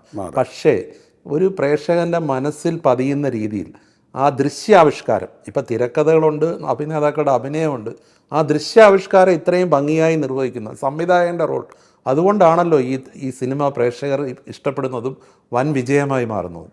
അതുപോലെ ഈ പ്രേക്ഷകരുടെ മനസ്സിലേക്ക് കയറുന്ന രീതിയിൽ ഇത് ആവിഷ്കരിക്കുന്നു. അത് ലളിതമായി ആവിഷ്കരിക്കുന്നു. ലളിതമായി കാര്യങ്ങൾ പറയുക എന്നുള്ള എളുപ്പമല്ല, ചിരിപ്പിക്കുക എന്നുള്ളത് എളുപ്പമല്ല. എന്താണ് ഈ മാജിക്? അല്ല, പ്രധാനമായിട്ടും ഞാൻ അതിന് പ്രത്യേകിച്ചൊരു എഫർട്ട് എടുക്കുന്നില്ല എന്നുള്ളത്. അപ്പം ഞാൻ ജീവിതത്തിൽ തന്നെ വളരെ ലൈറ്റർ മൂമെൻറ്റുകൾ ആസ്വദിക്കുന്ന ആളാണ്. ഇപ്പോൾ എനിക്ക് തമാശ പറയാനും അങ്ങനത്തെ എൻ്റെ സുഹൃത്തുക്കളൊക്കെ അങ്ങനെ തന്നെയാണ്. അപ്പോൾ നമ്മുടെ ലൈഫിലുണ്ടാകുന്ന ചില മണ്ടത്തരങ്ങളായാലും അല്ലെങ്കിൽ ചില നല്ല കാര്യങ്ങളായാലും സ്വദേശമായ കാര്യങ്ങളായാലും അതൊക്കെ ഞാൻ സിനിമ ചെയ്യുമ്പോൾ കടന്നു വരും. അതുകൊണ്ടാണ് എൻ്റെ നാട്ടിലെ ചില ക്യാരക്ടേഴ്സ്, ഇപ്പോൾ ഒരു ചായപ്പീടിയ സെറ്റ് ഇടണമെങ്കിൽ ഞാൻ അന്തിക്കാരിലൊരു ചായപ്പീടിയ എൻ്റെ മനസ്സിൽ വരും. അതാണ് നമ്മൾ സെറ്റ് ചെയ്യുന്നത്. അപ്പോൾ നമ്മുടെ കണ്ടുപരിചയമുള്ള കാര്യങ്ങളാണ് എൻ്റെ സിനിമയിൽ കൂടുതൽ ഉൾപ്പെടുത്താറുള്ളൂ. പിന്നെ മറ്റതൊക്കെ ഒരാളുടെ വ്യക്തിത്വമാണ്. അതിൽ നമുക്ക് ബോധപൂർവം നമുക്ക് ഒരു കുടുംബാന്തരീക്ഷം സിനിമയിലുണ്ടാക്കാം, അല്ലെങ്കിൽ കുറേ തമാശയിലൂടെ കാര്യം പറയാം എന്നുള്ളത് നമ്മളെ പറ്റി ചിന്തിക്കാറില്ല. പക്ഷേ ഒറ്റ കാര്യം ഞാൻ ശ്രദ്ധിക്കാറുള്ളത്, ഹ്യൂമറിലൂടെ ഒരു സീരിയസ് വിഷയം പറയുന്നതാണ് എപ്പോഴും പ്രേക്ഷകൻ്റെ മനസ്സിലേക്ക് എത്തുക. ഒരു സീരിയസ് ആയിട്ടുള്ള സബ്ജക്റ്റ് സീരിയസ് ആയിട്ട് പറഞ്ഞാൽ അത് എത്തും, പക്ഷെ അതിന് ഒരു ലിമിറ്റ് ഉണ്ടാവും. ഇത് ടോട്ടൽ ഓഡിയൻസിന് അതിൻ്റെ കൂടെ കയറണമെങ്കിൽ അതിന് ഒരു വേദനയുടെ അണ്ടർലൈൻ ഉണ്ടായാൽ തന്നെയും തമാശയുടെ ഒരു പരിവേഷം ഉണ്ടാകുമ്പോൾ ആളുകൾ കൂടുതൽ ആസ്വദിക്കും. സിനിമ തുടങ്ങി വെച്ചാൽ തന്നെ രസിപ്പിക്കാൻ വേണ്ടിയായിരുന്നു. അതെ. അല്ല, ഞാൻ ചെയ്തിട്ടുള്ള പല ഹ്യൂമർ സിനിമകളും വളരെ തീവ്രമായ വിഷയമുള്ളതാണ്. ഇപ്പോൾ തൊഴിലില്ലാത്ത 2 ചെറുപ്പക്കാരുടെ ധർമ്മസങ്കടത്തിൻ്റെ കഥയാണ് നാടോടിക്കാറ്റ്. അവർ സ്ട്രഗിൾ ചെയ്യാണ്, മനസ്സിലായില്ലേ? ആ തൊഴിലില്ലായ്മ തന്നെയാണ് വേറെ രൂപത്തിൽ ഗാന്ധിയാറിൽ സ്വന്തം കാമുകി താമസിക്കുന്ന തലമുറയുടെ ഏറ്റവും വലിയ വിഷയം അതായിരുന്നു. അതെ. സ്വന്തം കാമുകി താമസിക്കുന്ന ഒരു കോളനിയിൽ ഗൂർക്കയായിട്ട് വേഷമിടേണ്ടി വരുന്ന ഒരാളുടെ സങ്കടങ്ങളാണ്. പക്ഷെ അത് ആ രീതിയിൽ പ്രസൻറ്റ് ചെയ്ത് കഴിഞ്ഞാൽ ആളുകൾ ഇത്രയും ആസ്വദിക്കണമെന്നില്ല. അപ്പം അതിനെ ഹ്യൂമറസ് ആയിട്ട് ചെയ്യുന്നു. എനിക്ക് ഏറ്റവും വലിയ ഭാഗ്യം കിട്ടിയ ശ്രീനിവാസനെ പോലെ ഒരാൾ എൻ്റെ കൂടെ കിട്ടി. അതൊരു വലിയ കൂട്ടുകാർ. അതിലേക്ക് വരാം. ഈ ഹൃദയപൂർവ്വത്തിൽ ക്യാമറ വർക്ക് ചെയ്യുന്നവരാണ് അനു മൂത്തടുത്താണ്. ഈ ഹൃദയപൂർവ്വത്തിനുള്ള ഏറ്റവും വലിയൊരു പ്രത്യേകത എന്ന് വെച്ചാൽ, ഞാൻ ഇതുവരെ വർക്ക് ചെയ്തതിൽ നിന്ന് വളരെ വ്യത്യസ്തമായിട്ട് കുറച്ച് യുവാക്കളുടെ ഒരു സംഗമം കൂടിയാണത്. ഒന്ന് എൻ്റെ മകൻ്റെ കഥ, അഖിലാണ് ഇതിൻ്റെ ആശയം എന്നോട് പറഞ്ഞത്. ഒരു ദിവസം എൻ്റെ അടുത്ത് പറഞ്ഞു, ഇങ്ങനൊരു ആശയം, അതെനിക്ക് ഭയങ്കരമായിട്ട് സ്ട്രൈക്ക് ചെയ്തു. അപ്പോൾ അവൻ അതിൻ്റെ ഒരു കഥയുടെ രൂപം ഉണ്ടാക്കി. അപ്പോൾ അനൂപുണ്ട്, അനൂപിൻ്റെ അടുത്തും ഞാൻ ഡിസ്കസ് ചെയ്തു. അപ്പോൾ ഇവർ രണ്ടുപേരും അവരെ സ്വന്തം പടങ്ങൾ ചെയ്തുകൊണ്ടിരിക്കുന്ന സമയമാണ്. അഖിൽ സർവമായ എന്നുള്ള സിനിമയുടെ വർക്കുകൾ തുടങ്ങി, അനൂപ് പുതിയൊരു സിനിമയുടെ ജോലിയിലേക്ക് കയറുകയാണ്. അപ്പോൾ ഞാനെന്ന് വെച്ചാൽ എനിക്ക് ഇവരെ ഡിസ്കസ് ചെയ്യാൻ കിട്ടില്ല. അപ്പോൾ സോനു TP എന്ന് പറഞ്ഞൊരു പയ്യൻ, ചെറുപ്പക്കാരനാണ്, ഒരു 10-30 വയസ്സായ ചെറുപ്പക്കാരൻ. അപ്പോൾ സോനുവിനെ ഞാൻ നോട്ട് ചെയ്തിരുന്നത് സോനുവിൻ്റെ ഒരു ഡോക്യുമെൻ്ററി അല്ല, ഷോർട്ട് ഫിലിം കണ്ടിട്ടാണ്. നൈറ്റ് കോൾ എന്ന് പറഞ്ഞിട്ട് യൂട്യൂബിലെപ്പോഴുള്ള ഒരു ഷോർട്ട് ഫിലിം. പിന്നെ ഒരാളെ മാത്രമേ ഉള്ളൂ ആ സിനിമയിൽ. എന്നെ ഭയങ്കരമായിട്ട് അത്ഭുതപ്പെടുത്തി. എനിക്ക് ഭയങ്കര ഇഷ്ടം തോന്നി. സോനു TPനെ ഞാൻ തേടി പിടിച്ചതാണ്. നമ്മുടെ അടുത്ത് ഒരുപാട് ആൾക്കാർ ചാൻസ് വെച്ച് വരും തിരക്കഥ എഴുതാനും ഒക്കെ ആയിട്ട്. അവരിലേക്കൊന്നും ഞാൻ പോയില്ല. ഈ ഒരിക്കൽ പോലും ചാൻസ് വയ്ക്കാത്ത സോനുവിനെ ഞാൻ അന്വേഷിച്ചു. അപ്പോൾ അതിശയിച്ച് പോയി. അത് ഷോക്കായി പോയിട്ടുണ്ടോ. കാഞ്ഞിരപ്പള്ളിയിലാണ് വിളിച്ച് പുള്ളി വന്നു. അപ്പോൾ പുള്ളിയോട് ഞാൻ അതിനെപ്പറ്റി സംസാരിച്ച് ഞാൻ സോനുവിൻ്റെ അടുത്ത് പറഞ്ഞു, ഒരു ചെറിയ ആശയം പറയാം, അതിലൊരു സിനിമയുടെ സ്കോപ്പ് ഫീൽ ചെയ്യുന്നുണ്ടെങ്കിൽ നമുക്കൊന്ന് ഡിസ്കസ് ചെയ്യാം. അപ്പോൾ അവന് ഭയങ്കര ഇഷ്ടമായി. അപ്പോൾ ഞങ്ങൾ രണ്ടാളും കൂടി ഇരുന്നിട്ട് അതിൻ്റെ തിരക്കഥയുടെ വർക്കുകൾ സ്റ്റാർട്ട് ചെയ്തു. അപ്പോൾ അഖിൽ, അനൂപ്, സോനു, പുതിയ ക്യാമറാമാൻ അനു മൂത്തടുത്ത്. അനുവിനെ ഞാൻ ശ്രദ്ധിക്കുന്നത് സൂഫിയും സ്വജാതയും എന്നുള്ള പടത്തിൻ്റെ ക്യാമറ, പിന്നെ അധീരൻ, ഇപ്പോൾ ഈ പടക്കളം, അതൊക്കെ പുള്ളി ചെയ്തതാണ്. പടക്കളം പിന്നീടാണ് റിലീസ് ചെയ്തത്. അപ്പോൾ ഈ 2 സിനിമയും എന്നെ ഏറ്റവും കൂടുതൽ അട്രാക്ട് ചെയ്തിട്ടുള്ളതാണ്. സംഗീതം സംഗീതം ജസ്റ്റിൻ പ്രഭാകർ, അതും പുതിയതാണ്. അത് പാച്ചു അത്ഭുതവിളക്കിലും അഖിൽ, അയാൾ തമിഴിലും തെലുങ്കിലൊക്കെ ചെയ്യുന്ന ആളാണ്, ചെറുപ്പക്കാരൻ പയ്യനാണ്. SPBയുടെ മകൻ പാടുന്നുണ്ട്. SPBയുടെ മകൻ ഒരു പാട്ട് പാടുന്നുണ്ട്, SPB ചരൺ. SPB ചരൺ. അതെ അതെ അതെ അതെ. എനിക്ക് തോന്നുന്നു ഒരു സർപ്രൈസ് ആയിട്ടൊരു ഗായകനും വരുന്നുണ്ട്. അത് വളരെ എനിക്ക് മലയാളികൾക്ക് വളരെ സുപരിചിതനായ, യൂട്യൂബിലൊക്കെ ധാരാളം കേൾക്കുന്ന നവനീത് ഉണ്ണികൃഷ്ണൻ. അദ്ദേഹം ഒരു പാട്ട് പാടി. അദ്ദേഹം സ്വന്തമായിട്ട് അദ്ദേഹത്തിന്റെ സോളോ സോങ് ഉണ്ട്. നവനീത് പക്ഷേ അത് വലിയൊരു ഓപ്പണിംഗ് ആണല്ലോ. അതെ അതെ അതെ. കാരണം പഴയ പാട്ടുകൾ, പ്രത്യേകിച്ച് ദേവരാം മാഷിന്റെയൊക്കെ പാട്ടുകൾ പാടി യൂട്യൂബിൽ നിറഞ്ഞു നിൽക്കുക. അതെ അതെ അതെ അതെ. അദ്ദേഹത്തിന്റെ സോളോ ഉണ്ട്.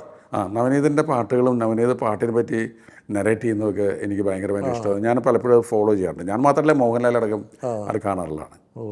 അപ്പോൾ ഈ ഒരു സിറ്റുവേഷൻ വന്നപ്പോൾ ഞാൻ ജസ്റ്റിൻ പ്രഭാകറിൻ്റെ അടുത്ത് പറഞ്ഞു, ഇയാളുടെ വോയിസ് കേൾക്കുമ്പോൾ ഞാൻ വീഡിയോ കാണിച്ചു കൊടുത്തു യൂട്യൂബിൽ. പുള്ളി പറഞ്ഞു, എനിക്കൊന്നു ശബ്ദം കേൾക്കാൻ പറ്റുമോ നേരിട്ട്. കേൾക്കാൻ വെച്ചാൽ നവനീത് താമസിക്കുന്നത് അമേരിക്കയിലാണ്. അതെ. അപ്പോൾ ഞാൻ നവനീതിൻ്റെ അച്ഛനെ കോൺടാക്ട് ചെയ്തപ്പോൾ അവർ വന്ന് ഈ വോയിസ് ടെസ്റ്റ് എടുത്ത ഉടനെ എൻ്റെ അടുത്ത് ജസ്റ്റിൻ ബ്രോ പറഞ്ഞു, നമുക്ക് വിട പറയാം എന്നുള്ള പാട്ട് നവനീതിനെ കൊണ്ട് പാടിപ്പിക്കാം. ആ വോയിസ് ടെസ്റ്റ് എടുത്ത ദിവസം തന്നെ പാട്ട് പാടിപ്പിക്കുകയാണ്. ആ ഒറ്റ വരവേ വന്നുള്ളൂ. പിറ്റേ ദിവസം തിരിച്ചുപോയി. പക്ഷെ ആ പാട്ട് പടത്തിലെ ഭയങ്കര രസകരമായ നവനീതിനെ സംബന്ധിച്ചിടത്തോളം വലിയൊരു ഓപ്പണിംഗ് ആണ്. നല്ല ഓപ്പണിംഗ് ആണ്. മോഹൻലാൽ അഭിനയിക്കുന്ന ഒരു സിനിമയിൽ ഓണത്തിന്. അതെ, സത്യേട്ടൻ്റെ സിനിമകളിലേക്ക് നോക്കിക്കഴിഞ്ഞാൽ മലയാളികളുടെ ഒരു ജീവിതമാണ് അതിൽ അടിസ്ഥാനമായിട്ട് വരുന്നത്. ഈ 80കൾ മുതൽ ഇങ്ങോട്ട് നോക്കിക്കഴിഞ്ഞാൽ മലയാളികളുടെ ജീവിതത്തിൻ്റെ പ്രതിഫലനങ്ങളാണ് ഓരോ ചിത്രങ്ങളുടെയും പ്രമേയം, വ്യത്യസ്തമായിട്ടുള്ള രീതി. ആ ജീവിതത്തിൽ ഇപ്പം നമ്മൾ തലയണ മന്ത്രത്തിൽ കാഞ്ചനയെ കണ്ടു. കാഞ്ചനമാരൊക്കെ ഇപ്പോഴും ഉണ്ടോ? എന്ത് മാറ്റമാണ് ഈ ഒരു കാലയളവിൽ, അല്ലെ 82-ൽ നിന്ന് 2025-ലേക്ക് വരുമ്പോൾ മലയാളികളിൽ ഒരു പ്രകടമായിട്ട് വന്ന പ്രധാന മാറ്റം എന്താ? അങ്ങനെ ഒരു മാറ്റം ഉണ്ടായിട്ടുണ്ട്. അതായത് ഈ അതിൻ്റെ ആത്മാവിൽ മാറ്റം ഉണ്ടാവില്ല, സത്തയിൽ മാറ്റം ഉണ്ടാവണമെന്നില്ല. പക്ഷേ ഇപ്പോൾ കാഞ്ചനമാർ ചിലപ്പോൾ കുറവായിരിക്കാം, മനസ്സിലായില്ലേ? പിന്നെ അതായത് നമ്മുടെ ടോട്ടൽ സൊസൈറ്റി സമൂഹത്തിലുണ്ടാകുന്ന ടെക്നോളജിയുടെ വികാസം, നമ്മുടെ ജീവിതത്തിലുണ്ടായുള്ള സാമ്പത്തിക വളർച്ച, ഇതൊക്കെ ഇവരുടെ ക്യാരക്ടേഴ്സിനെ സ്വാധീനിക്കാറുണ്ട്. ഇപ്പോൾ ഇടത്തരം കുടുംബങ്ങളിലുണ്ടാകുന്ന ഇഷ്യൂസാണ് ഞാൻ കൂടുതൽ സിനിമയാക്കിയിട്ടുള്ളത്. ഇന്ന് ആ ഇടത്തരം കുടുംബങ്ങൾ എന്ന് പറയുന്നത് പലതും ഇൻഡിപെൻഡൻ്റ് ആണ്. അപ്പോൾ അതായത് ഒരു കുടുംബം, അതിലെ മോഹൻ കല്യാണം കഴിച്ചു, അവർ വേറൊരു ജീവിതമായിട്ട് തുടങ്ങുമായിരിക്കാം. അണുകുടുംബങ്ങളായിട്ട് വന്നു. അതിൻ്റെ ഗുണവും ദോഷവും ഉണ്ടാകും. അത് നമുക്കതിനെ കുറ്റം പറയാൻ പറ്റില്ല. അപ്പോൾ അന്നത്തെ ഇതിൽ നിന്ന് എത്രത്തോളം വ്യത്യാസമുണ്ടെന്ന് എനിക്ക് പറയാൻ പറ്റാത്തത്, ഞാനും അതിൻ്റെ കൂടെ സഞ്ചരിക്കുന്ന ഒരാളാണ്. ഇപ്പോൾ കുറുക്കൻ്റെ കല്യാണം തുടങ്ങിയ ആളല്ല ഈ ഹൃദയപൂർവ്വം ചെയ്യുന്ന സമയത്തുള്ളത്. എനിക്ക് ഞാനറിയാതെ ഉണ്ടായിട്ടുള്ള ഒരുപാട് മാറ്റങ്ങളുണ്ടാവും. ഈ കാലഘട്ടങ്ങൾക്ക് അനുസൃതമായി വന്ന മാറ്റങ്ങൾ. അപ്പോൾ എനിക്കത് ഒബ്സർവ് ചെയ്യാൻ പറ്റുന്നത് എന്തുകൊണ്ട് വെച്ചാൽ, ഞാൻ ഈ നാട്ടിൽ തന്നെ ജീവിക്കുന്ന ഒരാളായതുകൊണ്ടും പിന്നെ സിനിമ കഴിയുന്ന സമയത്തും നമ്മളൊരു സിനിമക്കാരനായിട്ട് മാറി നിൽക്കാത്തത് കൊണ്ടുമാണ്. മലയാളികളിൽ കാപട്യം കൂടിയിട്ടുണ്ടോ? കാപട്ടി എന്നുണ്ടല്ലോ, പുതിയ കാര്യമല്ല. ഞാൻ ഈ ക്രിക്കറ്റിലെ ചില കളിക്കാരുമായിട്ട് വെച്ചൊന്ന് താരതമ്യം ചെയ്തു. ഇപ്പോൾ ഞാനൊക്കെ 82-ൽ കുറുക്കൻ്റെ കല്യാണമൊക്കെ കണ്ടപ്പോൾ ആ കാലഘട്ടത്തിൽ ക്രിക്കറ്റിൽ കളിക്കുന്ന ഒരു കളിക്കാരനായിരുന്നു വെങ് സർക്കാർ. വളരെ കൺസിസ്റ്റന്റ് പ്ലെയർ ആയിരുന്നു. അതിന് സത്യേട്ടൻ സിനിമയിൽ ഒരു കൺസിസ്റ്റന്റ് ഡയറക്ടറാണ്. അത് കഴിഞ്ഞ് കുറേ കാലം കഴിഞ്ഞപ്പോൾ രാഹുൽ ദ്രാവിഡ് വന്നു. അദ്ദേഹം ഒരു വാൾ, അല്ലെങ്കിൽ ഇന്ത്യൻ ക്രിക്കറ്റ് ടീമിൻ്റെ ഒരു മതിൽ പോലെ കൺസിസ്റ്റന്റ് ആയിട്ട് ഇരിക്കുന്ന ഒരു ബാറ്റ്സ്മാനാണ്. സത്യേട്ടൻ ആ കാലത്തെ ഇതും ഒരു കൺസിസ്റ്റൻ്റ് ആയിട്ട് പോകുന്നു. പിന്നീട് വിരാട് കോഹ്ലി വന്നു. വിരാട് കോഹ്ലി ആകുമ്പോൾ അദ്ദേഹം ഒരു ടീമിൽ മാത്രം, ഇപ്പോൾ ഇന്ത്യൻ ടീം കഴിഞ്ഞാൽ അയാൾ IPL ഒറ്റ ടീമിലെ കളിച്ചു. സത്യേട്ടൻ ഒരു 3 തലമുറകൾ ഇങ്ങനെ മാറുമ്പോഴും ആ കാലഘട്ടത്തിനനുസരിച്ച് മാറുന്നു. ഈ തലമുറ മാറ്റം എങ്ങനെയാണ് ഉൾക്കൊള്ളുന്നത്? പുതിയ കാലത്തിൻ്റെ ചിന്തയും വികാരങ്ങളും എങ്ങനെ മനസ്സിലാക്കുന്നു? അല്ല, ഒന്ന് ഞാൻ ഇതിൻ്റെ കൂടെ തന്നെ സഞ്ചരിക്കുകയും ഈ പുതിയ ഫിലിം മേക്കേഴ്സിൻ്റെ സിനിമകളൊക്കെ കാണുകയും അതിൽ നല്ല സിനിമകൾ കാണുമ്പോൾ ഞാൻ അവരെ വിളിച്ച്, ഒരു പരിചയമില്ലാത്തെങ്കിൽ പോലും അവരെ അഭിനന്ദിക്കുകയും, ചിലപ്പോൾ അവരുടെ പടങ്ങളെപ്പറ്റി പരിചയമില്ലാത്ത ഫോൺ വിളിച്ച് കിട്ടാത്തവരാണെങ്കിൽ അവരെ പറ്റി ഫേസ്ബുക്കിൽ എഴുതുകയും ഒക്കെ ചെയ്ത് അവരുടെ കൂടെ ഞാൻ സഞ്ചരിക്കുന്നുണ്ട്. അപ്പോൾ എനിക്കും അതിൻ്റെ ഒരു ചെറുപ്പം അറിയാതെ കിട്ടുന്നുണ്ട്. അപ്പോൾ നമുക്കൊരു എന്നെ വിസ്മയിപ്പിക്കുന്നൊരു സിനിമ വന്നാൽ ഞാൻ ഒന്നുകിൽ അതിൻ്റെ ഫിലിം മേക്കറെ അന്വേഷിച്ച് ഫോൺ ചെയ്ത് എൻ്റെ അഭിനന്ദനം അറിയിക്കും. അതല്ലെങ്കിൽ ഞാൻ ചിലപ്പോൾ ഒരു ഫേസ്ബുക്കിൽ ഒരു നോട്ട് ചെയ്യും, ചിലപ്പോൾ അവരെന്നെ കോൺടാക്ട് ചെയ്യും. അതിൻ്റെ കാരണം അത് വലിയൊരു ഇൻസ്പിറേഷനാണ്. ഞാനതിൻ്റെ സുഖം അനുഭവിച്ചിട്ടുണ്ട്. കാര്യം അന്ന് മൊബൈൽ ഫോൺ ഇല്ലാത്ത കാലത്ത്, ലാൻഡ് ഫോൺ മാത്രമുള്ള സമയത്ത് എൻ്റെ നല്ല സിനിമകൾ ഇറങ്ങുമ്പോൾ എന്നെ ഭരതേട്ടൻ വിളിക്കുമായിരുന്നു, ഹരിഹരൻ വിളിക്കുമായിരുന്നു. അപ്പോൾ നമ്മൾ ഒരു സിനിമ റിലീസ് ചെയ്ത സമയത്ത് ഇപ്പോൾ വീണ്ടും ചില കാര്യങ്ങൾ, അല്ലെങ്കിൽ അങ്ങനത്തെ ഒരു സിനിമ റിലീസ് ചെയ്യുന്ന സമയത്ത് ഹരിഹരൻ്റെ കോൾ വരിക, അല്ലെങ്കിൽ ഭരതേട്ടൻ വിളിക്കടാ നന്നായിട്ടുണ്ട് അതിൻ്റെ പടം, ഗംഭീരമായിട്ടുണ്ട് എന്നൊക്കെ പറയുമ്പോൾ നമുക്ക് കിട്ടുന്നൊരു ഊർജ്ജമുണ്ട്. അപ്പോൾ അത് ഞാൻ ചിന്തിക്കാറുണ്ട്. അപ്പോൾ പുതിയ ആക്ടേഴ്സിൻ്റെ പെർഫോമൻസ് കാണുമ്പോൾ അല്ലെങ്കിൽ പുതിയ ഡയറക്ടേഴ്സിൻ്റെ പ്രകടനം കാണുമ്പോൾ എനിക്ക് ഒരു മടിയില്ല അവരെ വിളിച്ചിട്ട് സംസാരിക്കാനും അഭിനന്ദിക്കാനും. ഞാനത് മനസ്സുകൊണ്ട് തന്നെയാണ് പറയുന്നത്. ഇപ്പോൾ കിഷ്കിന്താകാണ്ട് പടം വന്നു, ഞാൻ ആ വിജയരാമൻ്റെ നിന്ന് നമ്പർ വാങ്ങിച്ചിട്ട് അതിൻ്റെ ഡയറക്ടറെ വിളിച്ചിട്ട് അതെ ഞാൻ അയാളെ വിളിച്ച് അഭിനന്ദിച്ചു. ഇപ്പോൾ ഈ അടുത്ത കാലത്ത് റോന്ത് എന്നുള്ള സിനിമയിൽ ദിലീഷ് ബോധൻ്റെ പെർഫോമൻസ് കണ്ടു, അന്തപ്പെട്ടു പോയി. ഞാൻ ദിലീഷിനെ വിളിച്ച് ദിലീഷിന് മെസ്സേജ് അയച്ചപ്പോൾ ദിലീഷ് എന്നെ തിരിച്ചു വിളിച്ചു. അപ്പോൾ ഞാൻ ഈ പുതിയ തലമുറയിലെ എല്ലാ കലാകാരന്മാരോടും കൂടെ മിങ്കിൾ ചെയ്യുന്ന ഒരാളാണ്. കാരണം എൻ്റെ വീട്ടിൽ തന്നെ 2 പേര് ചെറുപ്പക്കാരും ഉണ്ട്. അതെ. അപ്പോൾ എന്നെ സംബന്ധിച്ചിടത്തോളം ഞാനൊരു പഴയ നിന്നിട്ട് പുതിയ തലമുറയെ നോക്കിക്കാണുകയല്ല ചെയ്യുന്നത്, അവരോടൊപ്പം സഞ്ചരിക്കുന്ന അപ്ഡേറ്റ് ചെയ്യണം. അപ്പോൾ അതുകൊണ്ട് സ്വാഭാവികമായിട്ടും സംഭവിക്കുന്നതായിരിക്കാം. ഇപ്പം ഞാൻ പറഞ്ഞില്ലേ, കുറുക്കൻ്റെ കല്യാണോ അല്ലെങ്കിൽ കിന്നാരോ ചെയ്തിരുന്ന പോലെ ആയിരിക്കില്ല ഞാനിപ്പോൾ സ്ക്രിപ്റ്റ് വർക്ക് ചെയ്യുന്നത്. ഇപ്പോഴത്തെ ഓഡിയൻസ് ഞാൻ പറഞ്ഞു, ഈ 3 കാലഘട്ടത്തെ ക്രിക്കറ്റ് താരങ്ങളുടെ ഒരുപോലെ താരതമ്യപ്പെടുത്തിയ അതാണ്. ആ ഒരു കാലത്തിനനുസരിച്ച് കൺസിസ്റ്റന്റ് ആയിട്ട് നിൽക്കും.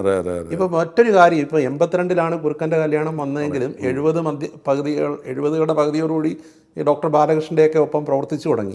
ആ ഒരു 70-കളുടെ ഒടുക്കത്തിലായിരുന്നു ഭരതേട്ടൻ അല്ലെങ്കിൽ പത്മരാജൻ, മോഹൻ, ഇവരൊക്കെ വന്ന് സത്യേട്ടൻ 82 ഡയറക്ടറായിട്ടുണ്ട്. അന്ന് ഒരു മലയാള സിനിമയുടെ ഒരു സുവർണ്ണ കാലഘട്ടം എന്ന് പറയുന്ന ഒരു കാലഘട്ടം.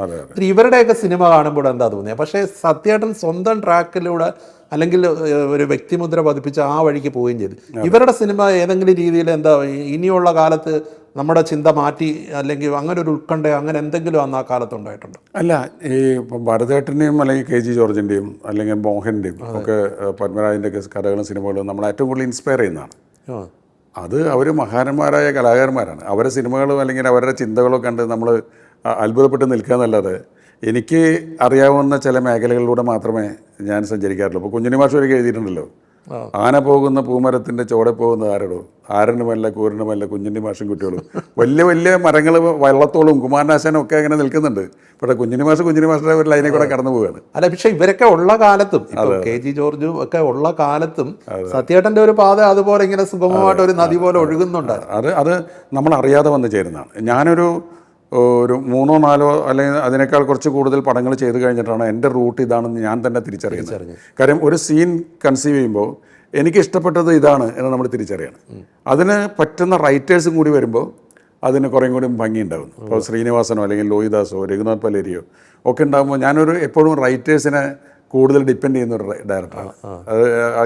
നല്ല സിനിമകൾ എഴുതിയിട്ടുണ്ടെങ്കിൽ അതെ. അപ്പോൾ അവരുടെ കോൺട്രിബ്യൂഷൻസ് നമുക്ക്, ഞാൻ പലപ്പോഴും പറയാറുണ്ട്, ശ്രീനിവാസൻ എന്ന ഒരു സുഹൃത്തില്ലെങ്കിൽ, ശ്രീനിവാസൻ എന്ന ഒരു എഴുത്തുകാരനില്ലെങ്കിൽ എനിക്ക് ഇത്രയും വലിയ കൂടുതൽ നല്ല സിനിമകൾ ചെയ്യാൻ, ഇത്രയും ഹിറ്റ് സിനിമകൾ ചെയ്യാൻ സാധിക്കില്ല. കാര്യം അത് ആ ചെയ്ത സിനിമകളുടെ മാത്രമല്ല, അതിൽ നിന്ന് പഠിക്കുന്ന പാഠങ്ങൾ ഞാൻ സ്ക്രിപ്റ്റ് എഴുതുമ്പോഴും ഞാൻ വേറെ സ്ക്രിപ്റ്റുകൾ വർക്ക് ചെയ്യുമ്പോഴും എന്നെ സ്വാധീനിക്കാറുണ്ട്, സഹായിച്ചിട്ടുണ്ട്.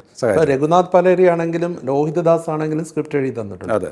ശ്രീനിവാസനാണ് ഒരു കൂട്ടുകെട്ട് എന്നുള്ള നിലയിൽ വൻ വിജയമായി മാറി.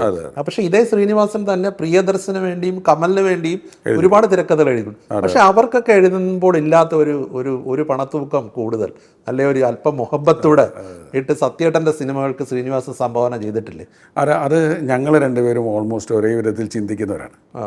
ഞങ്ങൾ ഒന്നിച്ച് ഒരു സ്ക്രിപ്റ്റ് എഴുതാനായിട്ട് 1 മാസം 2 മാസം ഒന്നിച്ചിരിക്കുമ്പോൾ എൻ്റെ മനസ്സ് വായിക്കാൻ ശ്രീനിവാസനെ അറിയാം. അതായത് ഞാൻ പറയാൻ പോകുമ്പോൾ പുള്ളി പറയും, നിങ്ങൾ ഇതല്ലേ പറയാൻ ഉദ്ദേശിച്ചത്. അപ്പോൾ അങ്ങനൊരു വേവ് ലെങ്ത് ഭയങ്കരമായിട്ട് ഞങ്ങൾക്ക് തമ്മിലുണ്ട്.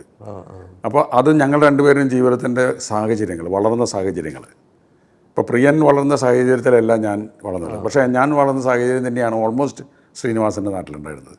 അപ്പോൾ അതുകൊണ്ട് ഞങ്ങൾ രണ്ടുപേരും 2 ഗ്രാമങ്ങളിൽ നിന്ന് വന്നിട്ടുള്ളവരാണ്.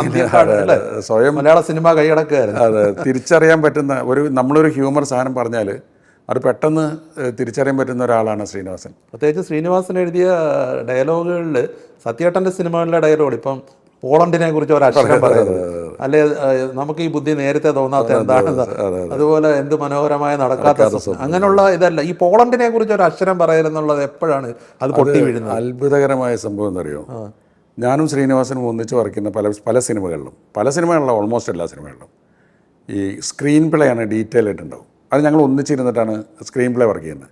അപ്പോൾ ശ്രീനെ നോട്ട് ചെയ്യുന്നപ്പോൾ തന്നെ ഞാനും നോട്ട് ചെയ്യാറുണ്ട്. അപ്പോൾ അതുണ്ടാകുമ്പോൾ എനിക്ക് ഷൂട്ടിങ്ങിന് പോകാൻ റെഡിയാണ്. കാര്യം ശ്രീനെ ആ സമയത്ത് എഴുതിയാൽ മതി ഡയലോഗ്സ്. അപ്പോൾ ശ്രീനും കൂടി ലൊക്കേഷൻ ഇരുന്നിട്ടാണ് മൂപ്പര് പലപ്പോഴും ഈ ജനറേറ്റർ വണ്ടിയുടെ ബാക്കിലൊക്കെ ഇരുന്നിട്ടാണ് എഴുതുന്നത്. അവിടെ ഇരുന്ന് എഴുതുന്നതാണ് ഈ ഹ്യൂമറൊക്കെ ഉണ്ടാവും. അപ്പോൾ ഈ പോളണ്ടിനെ പറ്റി പറയുന്നുള്ള ആ സീനൊക്കെ നമ്മൾ നന്നായിട്ട് ഡിസ്കസ് ചെയ്തിട്ടുണ്ട്.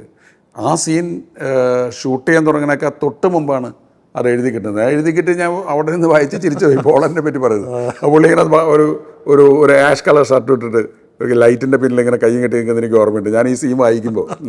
അല്ല, അതൊരു കാലാധിവർത്തിയായ ഡയലോഗാണ്. അതാണ് എനിക്ക് തോന്നുന്നു ആ സിനിമ സന്ദേശം എന്നുള്ള സിനിമയുടെ ഒരു രാഷ്ട്രീയ പ്രാധാന്യം ഓരോ കാലത്തും കൂടി വരും ആ സാഹചര്യവും അല്ലേ. അതെ അതെ അതെ. അല്ല, നമ്മൾ ശരിക്കും പറഞ്ഞാൽ ആ സിനിമ ചെയ്തത് ആ വർഷം ആ സിനിമ നന്നാവണം എന്നുള്ള ചിന്തയാണ്.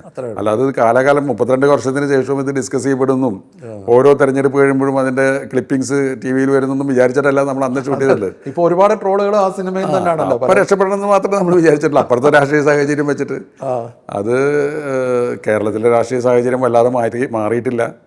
അന്ന് പറഞ്ഞ പോലെ തന്നെ കാര്യങ്ങൾ പിന്നെയും സംഭവിച്ചുകൊണ്ടിരിക്കുന്നു. അതൊക്കെ ശ്രീനിവാസൻ്റെ ഒരു ഒബ്സർവേഷൻ ഭയങ്കരമാണ്. ശ്രീനിവാസൻ്റെ ഒരു ഒബ്സർവേഷൻ ഞങ്ങൾ രണ്ടാളും രാഷ്ട്രീയം ഒബ്സർവ് ചെയ്യുന്ന ആളുകളാണ്. ഒന്ന് പാഠ്യത്തിൻ്റെ ഒരു പാരമ്പര്യം ശ്രീനിവാസനും അന്തിക്കാടിൻ്റെ ഒരു പാരമ്പര്യം എനിക്കുള്ളതുകൊണ്ട് നമ്മൾ സ്ഥിരം കമ്മ്യൂണിസ്റ്റുമായി ബന്ധപ്പെട്ട പത്രം വായിക്കുന്ന ആൾക്കാരാണ്.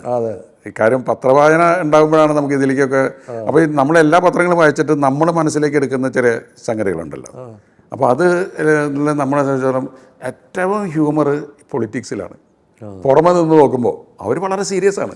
പക്ഷെ പുറമെ നിന്ന് നോക്കുമ്പോൾ ഏറ്റവും ഹ്യൂമറസ് ആയിട്ടുള്ള കമൻറ്റുകളും സാധനങ്ങളും ഒക്കെ പറയുന്നതൊക്കെ നമ്മൾക്കത് ഉള്ളിൽ ചിരി വരുന്നതാണ്.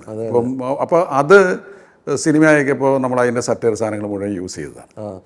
ശ്രീനിവാസനുമായിട്ടൊരു ഞാൻ പ്രകാശിലേക്ക് വരുന്നതിനിടയ്ക്ക് ഒരു 16 വർഷത്തെ ഗ്യാപ്പ് ഉണ്ടായിരുന്നു. അത് അദ്ദേഹത്തിന് പിൽക്കാലത്ത് അസുഖം ഉണ്ടായ ഒരു കാര്യമായിരുന്നു. അതോ അങ്ങനെ ഒരു നീണ്ട ഇടവേള വന്നതെന്താ? അത് ഞങ്ങൾ രണ്ടുപേരും ഒന്നിച്ചെടുത്ത തീരുമാനമാണ്. ശ്രീനിവാസൻ അത് നിഷേധിക്കാറുണ്ട്. ശ്രീനിവാസൻ പറയാറുള്ളത് ഇയാൾക്ക് ലോഹിദാസിനെയും പലരെയും കിട്ടിയപ്പോൾ എന്നെ വിട്ടു പോയെന്നാണ് ശ്രീനി പറയുന്നത്. അത് തമാശയ്ക്ക് പറയുന്നതാണ്. ഞങ്ങൾ ഒന്നിച്ചിരുന്ന് കുറേ പടങ്ങൾ ചെയ്തപ്പോൾ ഒരിക്കൽ ശ്രീനി പറഞ്ഞു, നമ്മൾ ഒരേപോലെ തന്നെ ചിന്തിക്കുന്നു, ഒരേപോലെ തന്നെയുള്ള സിനിമകൾ വരുന്നു. അപ്പോൾ നമുക്കൊന്ന് മാറിയിട്ട് ഒരു 1-2 കൊല്ലങ്ങൾക്ക് ശേഷം വീണ്ടും ഇരിക്കാമെന്ന് വിചാരിച്ചത് 16 കൊല്ലമായി മാറി. അത്രയേ ഉള്ളൂ. കാര്യം അപ്പോഴേക്കും എനിക്ക് ലോഹിദാസിൻ്റെ കൂടെ ഉണ്ടായിരുന്നു, ഇപ്പോൾ രഘുനാഥ് പലേരി ഉണ്ടായിരുന്നു, രഞ്ജൻ പ്രമോദ് ഉണ്ടായിരുന്നു. ഇവരൊക്കെ നല്ല നല്ല കഥകളും തിരക്കഥകളും എനിക്ക് ചെയ്യാൻ സാധിച്ചു. ശ്രീനിയും വേറെ ഉദയനാണ് താരം പോലത്തെ പടങ്ങളൊക്കെ ശ്രീനി ചെയ്യാൻ സാധിച്ചു. അങ്ങനെ ഒരു ഗ്യാപ്പിന് ശേഷം വീണ്ടും ഞാൻ പ്രകാശൻ വന്നപ്പോൾ ഒന്നിച്ച് ചെയ്യാം. പിന്നെ ശ്രീനിയുടെ കൂടെ ചെയ്യുമ്പോൾ ഉണ്ടാകുന്ന ഒരു ഗുണമെന്ന് വെച്ചാൽ ഞാനൊന്നുകൂടി ഫ്രഷ് ആകും എപ്പോഴും. അതുകൊണ്ടാണ് ഞാൻ ഇപ്പോഴും ശ്രീനിവാസനായിട്ട് കോൺടാക്ട് ചെയ്യാനിരിക്കുന്നത്. എനിക്കൊന്ന് ചാർജ് ചെയ്യാനാണ്. ഞാൻ ചാർജ് ചെയ്യാൻ ശ്രീനി എന്ന പ്ലഗിൽ കുത്തിവയ്ക്കണം.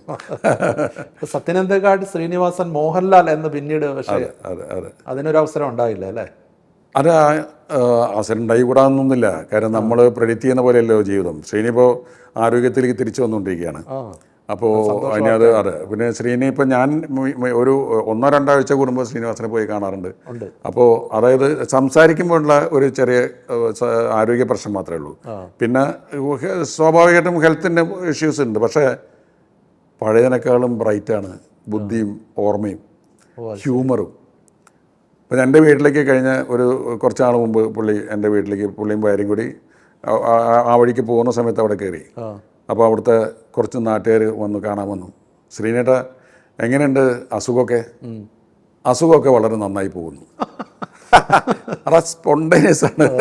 അപ്പോൾ ഇത്തരം കമൻറ്റുകൾ പുള്ളിയുടെ കയ്യിൽ നിന്ന് ഇപ്പോഴും വരുന്നുണ്ട്. കൈമോശം വന്നിട്ടില്ല. ഇനി ഒരെണ്ണം പ്രതീക്ഷിക്കാം. അതെ, നമുക്ക് ആഗ്രഹമുണ്ട്. ഞാൻ ഈ ഹൃദയപൂർവ്വം ഷൂട്ട് ചെയ്യുമ്പോൾ മുളന്തുരുത്തിൽ ഒരു ഷൂട്ട് ചെയ്യുമ്പോൾ ഒരു ദിവസം ലൊക്കേഷനിൽ വന്നു. അപ്പോൾ ലാലും ഞാനും ഒരു വല്ലാത്ത വൈകാരികമായൊരു മൊമെൻ്റായിരുന്നു. കാര്യം ലാല് ഞങ്ങൾ രണ്ടാളും കൂടി ചേർത്തിങ്ങോട്ട് പിടിച്ചു. അപ്പോൾ നമുക്ക് ഒരുപാട് ഓർമ്മകൾ വരിക. ഞങ്ങൾ 3 പേരും കൂടി ചെയ്തിട്ടുള്ള സിനിമകളുടെ എത്ര സിനിമകൾ. ലാലിൻ്റെ കണ്ണ് നിറഞ്ഞു. ഈ 1982 കുറുക്കൻ്റെ കല്യാണം എടുക്കുമ്പോൾ ഡോക്ടർ ബാലകൃഷ്ണൻ്റെ സ്ക്രിപ്റ്റ് ആയിരുന്നു അല്ലേ? ഡോക്ടർ ബാലകൃഷ്ണൻ്റെ സ്ക്രിപ്റ്റ്. അതെ, സുകുമാരനായിരുന്നു. സുകുമാരൻ ഡോക്ടർ ശരിക്കും പറഞ്ഞാൽ അധികം ഇന്നത്തെ പോലെ മീഡിയ ഇല്ലായിരുന്നുണ്ട്. അന്ന് ആഘോഷിക്കപ്പെടാത്ത ഒരു റൈറ്ററാണ് ഡോക്ടർ. ശരിക്കും പറഞ്ഞാൽ ഞാൻ ശ്രീനിവാസനോട് പറയുന്നുണ്ട്, ശ്രീനിവാസനെ പോലെ ഉള്ള ഒരു ചിന്തിക്കുന്ന ഒരാളായിരുന്നു ഡോക്ടർ ബാലകൃഷ്ണൻ. ഡോക്ടർ ബാലകൃഷ്ണൻ ഒരു റൈറ്റർ എന്നുള്ള രീതിയിൽ പിൽക്കാലത്ത് അധികം പറയപ്പെടാത്തത് അന്ന് അതിനുള്ള മീഡിയകൾ ഉണ്ടായിരുന്നില്ലാത്തതുകൊണ്ടാണ്. ഇപ്പോൾ കുറുക്കൻ്റെ കല്യാണം, കിന്നാരം, ലേഡീസ് ഹോസ്റ്റൽ, അയലത്തെ സുന്ദരി എന്നൊക്കെ പറഞ്ഞാൽ അന്നത്തെ കാലത്ത് ഈ കോളേജുകൾ നായിക കഥാപാത്രത്തിന് ഹാസ്യത്തിൻ്റെ മുൻനിരയിലേക്ക് കൊണ്ടുവരുന്ന ആളാണ്. കാര്യം പണ്ടൊക്കെ പ്രേം നസീർ നായകനാണ്, മധു നായകനാണെങ്കിൽ ഹാസ്യം കൈകാര്യം ചെയ്യാൻ ബാസി ബഹദൂർ ഉണ്ടാവും. ഇതിൽ പ്രേം നസീർ തന്നെയാണ് ഹാസ്യം. ലേഡീസ് ഹോസ്റ്റലായാലും കോളേജുകളിലായാലും പ്രേം നസീറാണ് അതിൻ്റെ ഹാസ്യം. അപ്പോൾ അതുപോലെ കുറുക്കൻ്റെ കല്യാണം വരുമ്പോൾ സുകുമാരനാണ് അതിലെ സുകുമാരനെ കൊണ്ട് ഹാസ്യം ചെയ്യിപ്പിച്ച ആളാണ്. അതെ അതെ, അന്ന് സുകുമാരൻ പൗരുഷത്തിന്റെ പ്രതികരണത്തിന്റെ കാലമാണ്. അല്ല, ഈ ഇത്രയൊക്കെ ആയിട്ടും 82-ൽ വന്നല്ലോ, എന്തുകൊണ്ട് പ്രേം നസീറിനെ വെച്ചൊരു സിനിമ എടുക്കണമെന്ന് അങ്ങനെ ഒരു താല്പര്യം ഉണ്ടായിട്ട്? പ്രേം നസീറിനെ ഒന്നാമത് പ്രേം നസീറിന്റെ കാലം കടക്കുന്നത് കൂടിയിട്ടാണ്, ഒരു നായകൻ എന്നുള്ള സമയത്തുനിന്ന് പ്രേം നസീറിന്റെ കാലം കടക്കുന്നത് കൂടിയിട്ടാണ് ഞാൻ ഡയറക്ഷൻ തുടങ്ങുന്നത്. പിന്നെ ചന്ദ്രകുമാറിൻ്റെ കൂടെ ഞാൻ അസോസിയേറ്റ് ആയിട്ട് വർക്ക് ചെയ്യുന്ന സമയത്ത് പ്രേം നസീറിനെ വെച്ച് ഇഷ്ടംപോലെ പടങ്ങൾ ഷൂട്ട് ചെയ്തിട്ടുണ്ട്. അപ്പോൾ അന്ന് ചിലപ്പോൾ ഒരു ദിവസം 2 യൂണിറ്റൊക്കെ വർക്ക് ചെയ്യും. ചന്ദ്രകുമാറും നസീർ സാറിനും എയർ ഹോസ്റ്റസ് പോലുള്ള പടങ്ങൾ, അല്ലെങ്കിൽ അസ്തമയം മധുസാറിനെ പോലുള്ള പടങ്ങൾ വയ്ക്കുമ്പോൾ നസീർ സാറിൻ്റെ ഡേറ്റ് ഉണ്ടെങ്കിൽ എൻ്റെ അടുത്ത് പുള്ളി പറയും, സത്യൻ ഈ സീൻസ് പോയി ഷൂട്ട് ചെയ്യും, ഞാനിത് ഷൂട്ട് ചെയ്തോളാം. സ്വന്തം സിനിമയിൽ ഒരു ചെറിയൊരു വേഷം കൊടുക്കണമെന്ന് തോന്നുന്നു. അല്ലല്ല, സ്വന്തം സിനിമയിൽ നമുക്ക് അധികം ഓർമ്മിക്കപ്പെടാത്ത ഒരു സിനിമയിൽ പുള്ളി അഭിനയിച്ചിട്ടുണ്ട്. അതെന്താ വെച്ചാൽ അത് എൻ്റെ പേരിൽ വന്നു എന്നല്ലാതെ അത് പൂർണ്ണമായും ഞാൻ ചെയ്ത സിനിമയല്ല. പക്ഷേ ലാൽ അമേരിക്കയിൽ എന്നുള്ള സിനിമയിൽ പ്രേം നസീർ ആണ് ഒരു സെൻട്രൽ ക്യാരക്ടറുള്ളത്. അത് ഞങ്ങൾ തുടങ്ങിയതാണ്. ആ സിനിമ സ്റ്റാർട്ട് ചെയ്തിട്ട് എനിക്കത് വേണ്ട വിധത്തിൽ പിക്ചറൈസ് ചെയ്യാൻ സാധിച്ചില്ല. അതിൽ കുറച്ച് സാങ്കേതികമായ പ്രശ്നങ്ങളൊക്കെ ഉണ്ടായിരുന്നു. അത് അമേരിക്കയിൽ നിന്ന് വന്നിട്ട് മുഴുവൻ പൂർത്തിയാകാതെ വന്നു. പിന്നെ എൻ്റെ സിനിമകളുടെ പല സിനിമകളുടെ ഇടയിൽ ചില സീൻസ് പോയി ഷൂട്ട് ചെയ്യും, മനസ്സിലായില്ലേ? അങ്ങനെ ചിലപ്പോൾ എൻ്റെ അസിസ്റ്റൻ്റ് പോയി ഷൂട്ട് ചെയ്യും. അങ്ങനെ എനിക്ക് വേണ്ട വിധത്തിൽ ശ്രദ്ധിക്കാൻ പറ്റാതെ സാഹചര്യങ്ങൾ കൊണ്ട് വന്നു പോയൊരു സിനിമയാണ് ലാൽ അമേരിക്കയിൽ. അതിൽ പ്രേം നസീർ ഉണ്ട്. പ്രേം നസീറിൻ്റെ മകനാണ് മോഹൻലാലൊക്കെ ആയിട്ട് അഭിനയിച്ചിട്ടുള്ളത്. അപ്പോൾ അത് അങ്ങനെ ഒരു അനുഭവം ഉണ്ടായിട്ടുണ്ട്. ഇപ്പോൾ സുകുമാരൻ, ആദ്യകാലത്ത് സുകുമാരൻ, ഇപ്പോൾ കിന്നാരത്തിൽ നെടുമുടി വേണുവും സുകുമാരനും എല്ലാം കൂടെ വരുന്നു. അതിന്റെ എൻഡിൽ എനിക്ക് തോന്നുന്നു മമ്മൂട്ടി വളരെ ഗ്ലാമറായിട്ട് വന്ന് ഈ രണ്ടുപേരും സ്നേഹിച്ച പെൺകുട്ടിയെ പൂർണിമ ജയറാമിനെ കൊണ്ടുപോകുന്നു. മമ്മൂട്ടിയുടെ ഒരു വാസ്തവത്തിൽ ഒരു ചെറിയ കുറെ സമയങ്ങളെ ഉണ്ടായിരുന്നുള്ളെങ്കിലും ഒരു ഭയങ്കര ഒരു ഗ്ലാമർ റോളായിരുന്നു. അത് എന്താണെന്ന് വെച്ചാല് അതിന്റെ തമാശ, മമ്മൂട്ടി ചോദിച്ച റോളാണത്. അതായത് എൻ്റെ രണ്ടാമത്തെ സിനിമയാണ്. ഞാനങ്ങനെ എസ്റ്റാബ്ലിഷ്ഡ് ഡയറക്ടർ ഒന്നല്ല, പക്ഷെ ഞാൻ പാട്ടുകൾ എഴുതുമായിരുന്നു. പാട്ടുകൾ ഹിറ്റാണ്. ആദ്യത്തെ സിനിമ നന്നായി പോയി. ഈ 2 ക്യാരക്ടേഴ്സിൻ്റെ കൂടെ മൂന്നാമതൊരാൾ വേണം, അത് ശ്രദ്ധിക്കപ്പെടുന്ന ഒരാൾ വേണമെന്ന് മാത്രമേ എൻ്റെ ഉള്ളിൽ ആഗ്രഹം ഉണ്ടായിരുന്നു. ബാലേന്ദ്രമേനോനെ കൊണ്ട് ചെയ്യിപ്പിക്കാമെന്നൊക്കെ അന്ന് തോന്നിയിരുന്നു. മേനോൻ്റെ അടുത്ത് ഞാൻ കോൺടാക്ട് ചെയ്തപ്പോൾ മേനോന് സാങ്കേതികമായ പ്രശ്നങ്ങൾ, കാര്യനിസ്സാരം ചെയ്യുകയൊക്കെ ചെയ്യാം. അപ്പോൾ ഞാനൊരു ദിവസം നെടുമുടി വേണുവിനെ കാണാനായിട്ട് മോഹൻ്റെ ഒരു ലൊക്കേഷനിൽ ഇപ്പോൾ മമ്മൂട്ടി അവിടെ ഉണ്ട്. അപ്പോൾ മമ്മൂട്ടി എൻ്റെ അടുത്ത് പറഞ്ഞു, നെടുമുടി വേണു എൻ്റെ അടുത്ത് ആ കഥ പറഞ്ഞു കേട്ടോ സത്യ, ആ മൂന്നാമത് വരുന്ന ഇവളെ കല്യാണം കഴിക്കുന്ന വേഷം ഞാൻ ചെയ്യട്ടെ, എനിക്ക് നയ പൈസ തരണ്ട, എനിക്ക് ഒറ്റ പൈസ തരണ്ട, ആ റോള് ഞാൻ ചെയ്യും. അത് മമ്മൂട്ടി എന്ന് പറയുന്ന ആക്ടറുടെ, അതാണ് മമ്മൂട്ടിക്കും മോഹൻലാലുള്ള വ്യത്യാസം. അവർക്കൊക്കെ ഈ കഥാപാത്രങ്ങളോടും സിനിമയോടുള്ള അഭിനിവേശമുണ്ട്. അല്ലെങ്കിൽ ഒരു പുതിയ ഡയറക്ടറായ എന്നോട് പൈസ ഒന്നും തരണ്ട, ആ ലാസ്റ്റ് വരുന്ന റോള് ഞാൻ ചെയ്യും എന്ന് പറയണമെങ്കിൽ അതാണ് നമ്മൾ പറയുന്നത് പലപ്പോഴും ഇപ്പോൾ കൈമോശം വന്നു പോകുന്നത്. അങ്ങനെ ആ ഒരു ആത്മാർത്ഥമായൊരു ഇതില്ല, ഒരു കോംപ്ലക്സ് ഇല്ല. അങ്ങനെ പുള്ളിയുടെ സൗകര്യത്തിന് പുള്ളി വന്നിട്ട് ചെയ്ത റോളാണ്. അത് പുള്ളിക്ക് വലിയ രീതിയിൽ ഗുണം ചെയ്തത്. പക്ഷെ പിന്നീട് വരുമ്പോൾ ശ്രീധരൻ്റെ തിരുമുറിവ്, അല്ലെങ്കിൽ അർത്ഥമൊക്കെ വിജയിച്ച സിനിമ കളിക്കളം, ഞാൻ തന്നെ പണ്ട് എഴുതിയിട്ടുണ്ട്. അതേ രീതിയിലുള്ള ഒരു കഥ വെച്ച് സ്പീൽബർഗ് തന്നെ ഒരു ആക്ഷൻ സിനിമ. അത് പിന്നെ വരുന്ന ഒരാൾ മാത്രം, കനൽക്കാറ്റ്, അതില് KPSC ലളിത മമ്മൂട്ടിയുടെ. പക്ഷെ എങ്കിലും ഈ അർത്ഥവും കളിക്കളവും ഒക്കെ വലിയ വിജയമായിരുന്നു. പ്രത്യേകിച്ച് കളിക്കളത്തിലെ പാട്ടുകളൊക്കെ ആകാശഗോപുരം എന്നൊക്കെയാണ്. പക്ഷെ എന്നാലും മോഹൻലാൽ ശോഭിച്ച പോലെ സത്യേട്ടൻ്റെ സിനിമകളിൽ മമ്മൂട്ടി ശോഭിച്ചോ? അല്ല, രണ്ടുപേരും 2 തരത്തിലുള്ള ആക്ടേഴ്സാണ്. അപ്പം മോഹൻലാലിൻ്റെതായിട്ടുള്ള റൂട്ടും മമ്മൂട്ടിയുടെ റൂട്ടും ചെയ്യുന്ന ആൾക്കാരാണ്. അതുകൊണ്ടാണ് ഇവർ രണ്ടുപേരും ഇപ്പോഴും ഒരു നെടും തൂണുകളായിട്ട് നിൽക്കുന്നത്. അപ്പോൾ എൻ്റെ കഥാപാത്രങ്ങൾക്ക് കൂടുതൽ മെയ്വഴക്കം കിട്ടുന്നത് പലപ്പോഴും മോഹൻലാൽ ചെയ്യുന്ന. മോഹൻലാൽ ഇല്ലെങ്കിൽ അത് പിന്നെ ചെയ്തത് ജയറാമാണ്, മനസ്സിലായില്ലേ? ഫ്ലെക്സിബിൾ ആയിട്ടുള്ള ആ രീതിയിലുള്ള ചില ക്യാരക്ടേഴ്സ്, അത് ചിലപ്പോൾ മമ്മൂട്ടിയുടെ ഇമേജും മമ്മൂട്ടിയുടെ മാത്രമുള്ള മമ്മൂട്ടിയുടെ ശബ്ദ ഗാംഭീര്യവും ഒക്കെ ഉള്ളത് വേറൊരു രീതിയിലുള്ള ക്യാരക്ടേഴ്സിനാണ് കൂടുതൽ നല്ലത്. അപ്പോൾ ഞാൻ ചിലപ്പോൾ അത്തരം ക്യാരക്ടേഴ്സ് മമ്മൂട്ടിയെ കൊണ്ട് ചെയ്യിപ്പിച്ചാൽ അത് ചിലപ്പോൾ മമ്മൂട്ടിയുടെ കാരണം കൊണ്ടല്ലെങ്കിലും ഈ മോഹൻലാലിൻ്റെ രീതിയിൽ വന്നില്ല എന്ന് വരും. അതേസമയം മമ്മൂട്ടിക്ക് ചെയ്യുമ്പോൾ അർത്ഥം എന്നുള്ള സാധനം മമ്മൂട്ടിക്ക് തന്നെ ചെയ്യേണ്ടതാണ്. അർത്ഥമൊക്കെ ശരിക്കും പറഞ്ഞാൽ മമ്മൂട്ടി എന്നെ വാശി പിടിപ്പിച്ച് ചെയ്തതാണ്. ശ്രീധരൻ്റെ ഒന്നാം ഒരു വേണ്ട വിധത്തിൽ അത് ഓടിയെങ്കിലും അത് ഒരു സൂപ്പർ ഡ്യൂപ്പർ ഹിറ്റ് ആയില്ല. പക്ഷേ മമ്മൂട്ടിയുടെ ഏറ്റവും നല്ല ഡിഫറൻ്റ് ആയിട്ടുള്ള റോളാണ്. എൻ്റെ അടുത്ത് ഒരു ദിവസം പുള്ളി പറഞ്ഞ്, നിങ്ങൾ മോഹൻലാലിനെ വെച്ച് നിങ്ങൾ സിനിമ ഹിറ്റാകും, എന്നെ വെച്ച് ഹിറ്റാക്കിയില്ലെങ്കിൽ നിങ്ങളുടെ കഴിവേടാണെന്ന് എല്ലാവർക്കും അറിയുള്ളൂ. കാര്യം ഞാൻ വേറെ ഹിറ്റുകൾ ഉണ്ടാക്കുന്നുണ്ട്. അപ്പോൾ എനിക്കതൊരു വലിയ ക്ഷീണമായി. അപ്പം ഞാൻ മനസ്സിൽ വിചാരിച്ചു മമ്മൂട്ടി വെച്ചൊരു ഹിറ്റ് ഉണ്ടാക്കിയിട്ടുള്ള കാരണം ശരിക്കും പറഞ്ഞാൽ അതിനുവേണ്ടി സൃഷ്ടിക്കപ്പെട്ട കഥാപാത്രമാണ് ബെൻ നരേന്ദ്രൻ. ഞാൻ വേണുനാവളിയാണ് അർത്ഥം ചെയ്യുന്ന സമയത്ത് ഞാൻ വേണുനാവളിയോട് പറഞ്ഞത് മമ്മൂട്ടിയുടെ ഏറ്റവും വലിയ നല്ല ഗുണം മമ്മൂട്ടിയുടെ ശബ്ദം, മമ്മൂട്ടിയുടെ രൂപം, മമ്മൂട്ടിക്ക് ഏറ്റവും കൂടുതൽ നല്ല വേഷങ്ങളിട്ടാലുള്ള ചേർച്ച, ഇതൊക്കെ വരുന്നൊരു ക്യാരക്ടർ ഉണ്ടാവണം. അങ്ങനെയാണ് ആ കഥാപാത്രം രൂപീകരിച്ചതും അത് ഭയങ്കര സക്സസ് ആയി. പിന്നെ കളിക്കളം പിന്നെ അതിൻ്റെ കൂടെ വന്നു. കളിക്കളം അത് അത്രയേ ഉള്ളൂ. ഒരെണ്ണത്തിൽ ഒരു ഒരു ബണ്ട് പൊട്ടിച്ചു കഴിഞ്ഞാൽ പിന്നെ മമ്മൂട്ടിയുടെ എനിക്കറിയാം മമ്മൂട്ടി എങ്ങനെ. മമ്മൂട്ടി നല്ല ഹ്യൂമർ സെൻസ് ഉള്ള ആളാണ്, പിന്നെ നല്ല മനുഷ്യത്വമുള്ള ഒരാളാണ്. അങ്ങനെയുള്ള കുറേ ഞങ്ങൾ ഏറ്റവും കൂടുതൽ ലാലിൻ്റെ കൂടെ ഞങ്ങൾ പടം ചെയ്യുമ്പോഴും ഞാൻ ഏറ്റവും കൂടുതൽ ചാറ്റ് ചെയ്യുകയും സംസാരിക്കുകയും ചെയ്യുന്ന ആൾ മമ്മൂട്ടിയാണ്. ഞങ്ങളെപ്പോഴും കോണ്ടാക്ട് ചെയ്യാറുള്ള ആളാണ്.